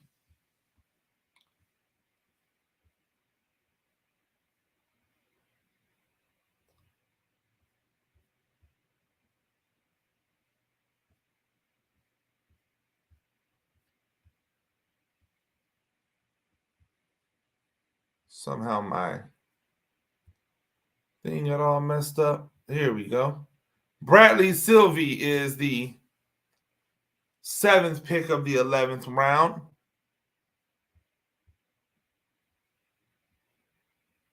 Cornerback out of Alabama. And again, if you've played cornerback at Alabama at any point in time, then you know how to play football.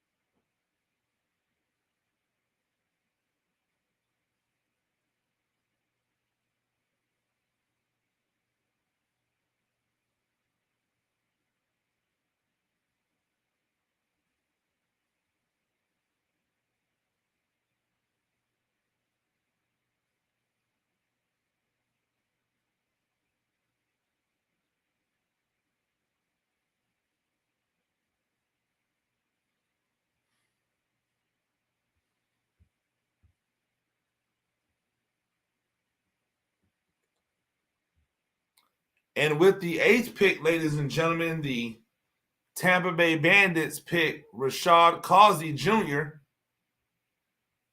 And unless there is a compensatory pick, that means they will not be taking Ike Brown unless Ike Brown is designated as a safety and not as a cornerback.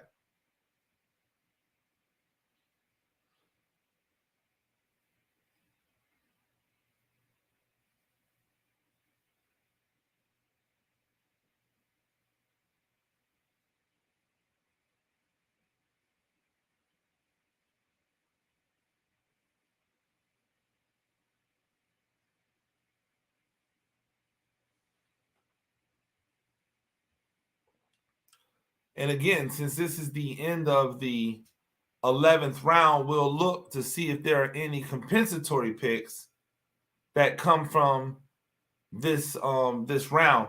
We know now that if you skip one, then you are able to earn a compensatory pick in another on another group. So people who skipped turns in the in the edge rusher, offensive lineman or offensive tackle, and in the quarterback group, they will have the opportunity to have a compensatory pick in this one if they so choose to. So we'll see if anybody chooses to use a compensatory pick right here. But ladies and gentlemen, we are coming to the end. They are completely off time, by the way. That's something that they definitely are going to want to make sure that they do a better job at. They want to make sure that they get this stuff locked into a specific time frame. And as we speak, the Tampa product, the Tampa native, Ike Brown, has just been taken by the New Orleans Breakers. And so Ike Brown, the cornerback out of FIU, who also was on the roster with the Buffalo Bills and with the Las Vegas Raiders, will now go to New Orleans. Will go to Birmingham but he will get an opportunity to play for New Orleans. So not Tampa, but not far away. Ike Brown playing for New Orleans. And stay tuned. I will definitely talk to Ike Brown about his opportunity to play for the Breakers. That does it for round 11. I know it says offensive tackles on this graphic, but that's just because somebody messed up the graphic. We're not going to hold it against them.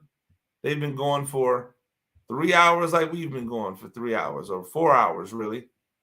Only one compensatory pick in this one, and that was Brown. And now we are looking at one more round. One more round in the first ever USFL reboot draft. I guess I can't say first ever because it used to be a USFL, but the first USFL draft of this reboot.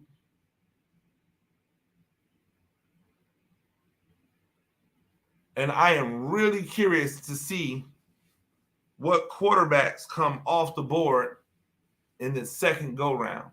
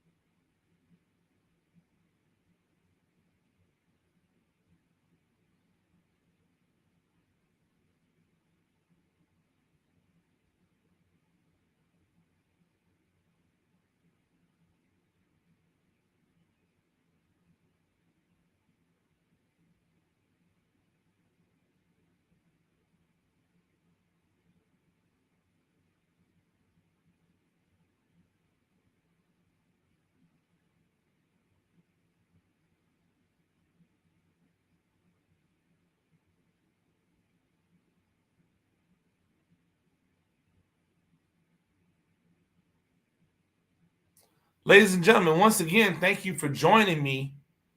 If you haven't done so already, but you're still here, guess what? You like me. You should probably go ahead, hit that subscribe button, tell your friend to hit the subscribe button, then tell your friend to tell a friend to hit that subscribe button so that you can be aware of everything that we do here on the channel. Here at Coach Gene Clemens, I not only cover youth sports, high school, college, and NFL. If you like play breakdowns, you got your man. If you like whiteboard talks, my X and O's of Joe's video is excellent. If you want to hear interviews, I'm the guy that's going to get it to you. If you want to be up to date on what's going on in the USFL, if you want to hear about stuff other than just the Cowboys or other than just the Lakers or other than just the Alabamas and Georgias and the normal, we just see them all the time. So let's just keep on. If you want to hear about the rest of football, I am where you need to be. And I appreciate you joining me tonight, spending these 4 hours with me. Timothy Gager, I appreciate you coming out and subscribing. I look forward to seeing you on more of these broadcasts. We won't be here tomorrow, though, because I can't do another 4 hours of these things back to back, especially while we're getting ready for the draft, where I will undoubtedly be loaded up again for the draft. So I have to pick my shots. I picked this first one. We are going into round number 12. What you see on the board are 9 players from round number 11. And as we get ready for round number 12, see, they got the graphic right finally. So that's good.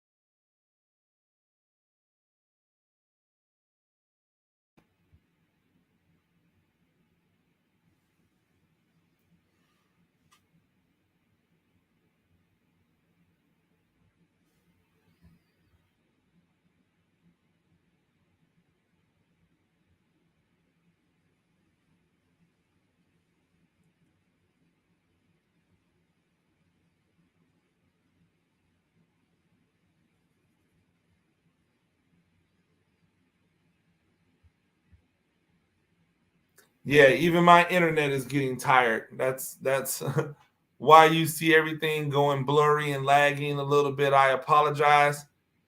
Definitely want to make sure that I clean that up going forward. If I'm going to be doing a long live stream like this again, I'll make sure that I am locked and loaded. Yes, I am back. USFL or XFL are definitely going to be a hell of a ride. I like the fact that USFL is getting a year jump start on the XFL. I think they're going to be able to clean up some things. I think that the XFL is going to be able to see some things that the USFL did wrong and fix those. So I'm looking forward to that. And with that, the first pick in the 12th round is Zach Smith out of the University of Tulsa. Okay. Again, I look at some of these quarterback selections and I'm like, we will see how they do, because they don't elicit the most fantastic of responses. But Zach Smith, solid football player. He'll have an opportunity, hopefully, to go in and compete for real. Again, I don't understand how they're doing it, but I'm hoping that they're going to give the guys that are getting drafted in this round the same opportunity to compete for the job as the guys getting drafted in the first round. Because technically what you're talking about is a first round pick versus a second round pick, because this is the second round that QBs have been allowed to be taken. So with that, again, I hope they get a chance. I definitely think we can see a PJ Walker situation. But so far, we haven't seen any PJ Walkers be selected. So I think that's one of those things that you have to look at. In order to get a PJ Walker-like situation, you have to have PJ Walkers drafted.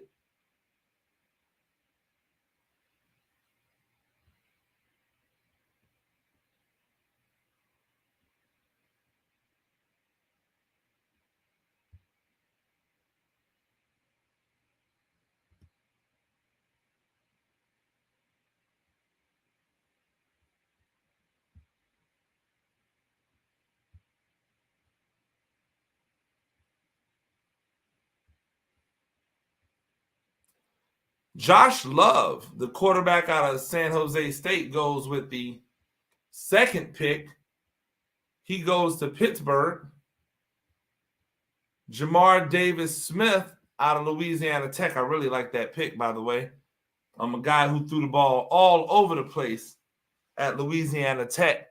And this is what I mean by throwing monkey wrenches into things. Jamar Davis Smith is not going to Birmingham to be a backup. He's going to Birmingham because he believes he has an opportunity to be the starter. And so that's going to be an interesting situation with him competing for that starting job.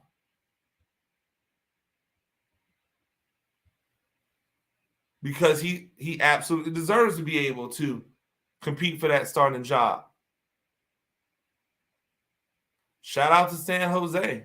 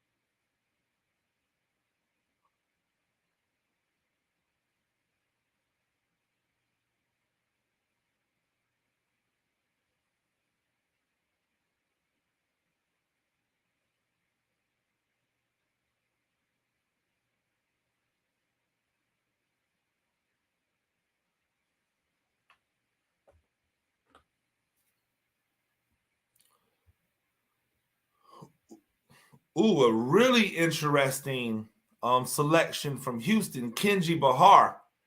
Again, man, these second round or these second go round of quarterbacks, there is a lot more intrigue in the second round of quarterbacks than some of these first round quarterbacks.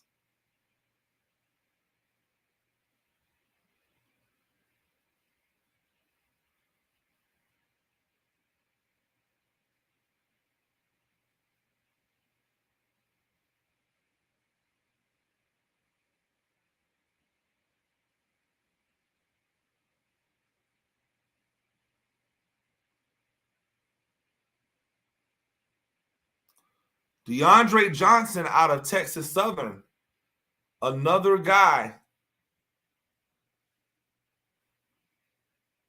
who has a chance to fill it up in New Jersey.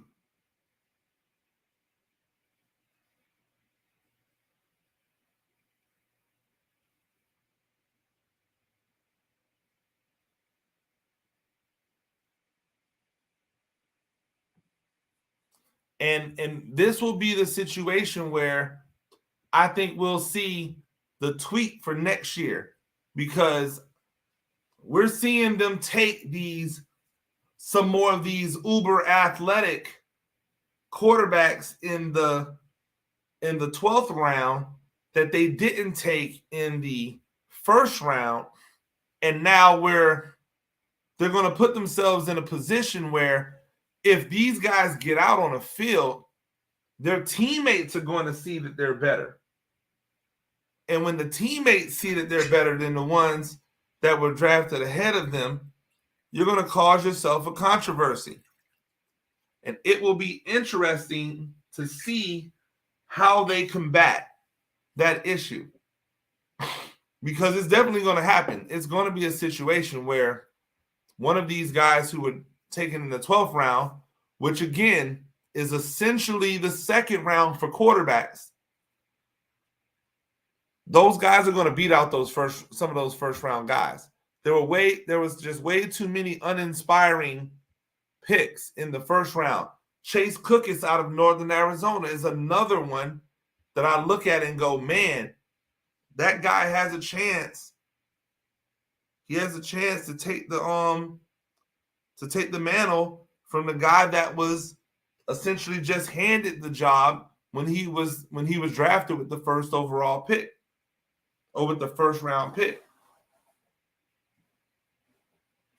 So that will definitely make it interesting as we see Chase Cookis, who has all the arm in the world, going to Philadelphia.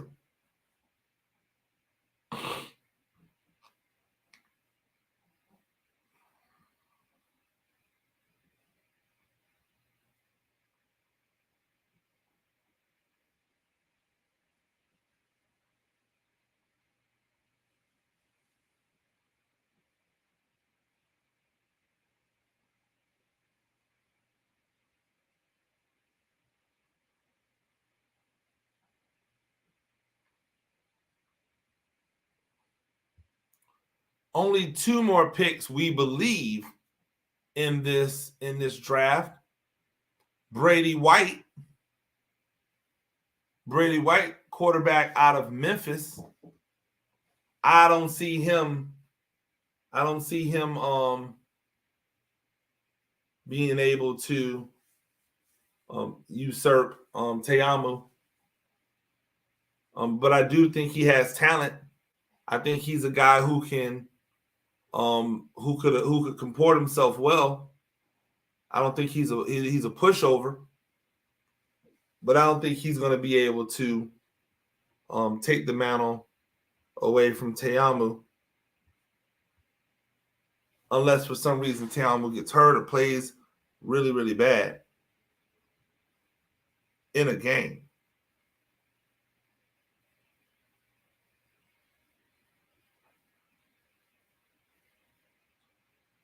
Wow, Michigan bringing in Paxton Lynch. Now, that'll be interesting because Paxton Lynch has some years on him, and we know that Paxton Lynch had more than just a cup of coffee in the NFL. He had a chance to rock in the NFL, the former Memphis quarterback, getting the opportunity to catch on with the Panthers. Will he serve as kind of a mentor to Patterson? Or is his thought process, hey, I'm about to go and ball out in Michigan, and I'm going to earn myself a backup role. I'm going to earn myself a backup role in the NFL, because that's what a lot of these guys are probably thinking when it comes to how they're going about these things. It'll be really interesting. Paxton Lynch. Wow. So that is the 8 picks from the 12th round. We will see if there are any compensatory picks coming to finish out this draft. I would be surprised if we saw some compensatory quarterback picks, just because there's only so many quarterbacks you can carry with the rosters being what they are. But again, we'll see how that works itself out.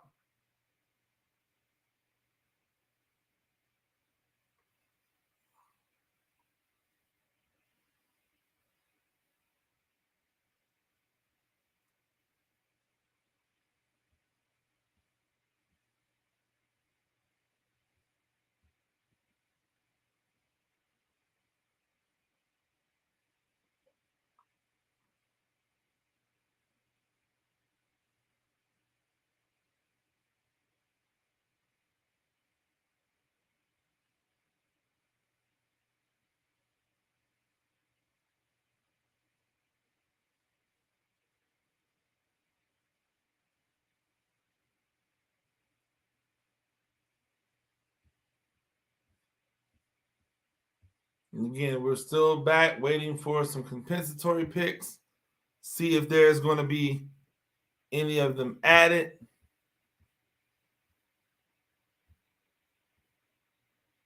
I don't believe there is. So, ladies and gentlemen, that might be it for the first day, for day one of the USFL draft. It has been a 4-hour and 18-minute affair. I have been with you the entire time. My name is Coach Gene Clemens. Hopefully, if you have not done so already, you subscribe to the channel. We always love to get some new subs to come in and embrace what we do and go on this journey with us. Timothy Gager, thank you for chiming in down the stretch. We appreciate it. To all the people who left comments and asked questions and anything of that nature, we really do appreciate you. We'll give it one last look to see if we're going to get any picks, but I don't see any compensatory picks coming, which means that, ladies and gentlemen, that is a wrap for the USFL first round. Excuse me, not first round, day one. And that is a wrap for your boy, Coach Gene Clemens. I've enjoyed being with you. Make sure that if you haven't done so, subscribe to the channel. We'd love to be able to see you here all the time when we do things. Remember, next week, I will be at the NFL Combine. You're going to see a lot of content dropping from me. Interviews from front office personnel, interviews from coaches, interviews with scouts, interviews with players, interviews with other media members. It'll be all over the place. We'll be going live every few minutes, it'll feel like. But all of the content will be right here for you to be able to check out here at Coach Gene Clemens. So until next time, I'm looking forward to some spring football. I know you're looking forward to spring football. Be blessed. Have a good one.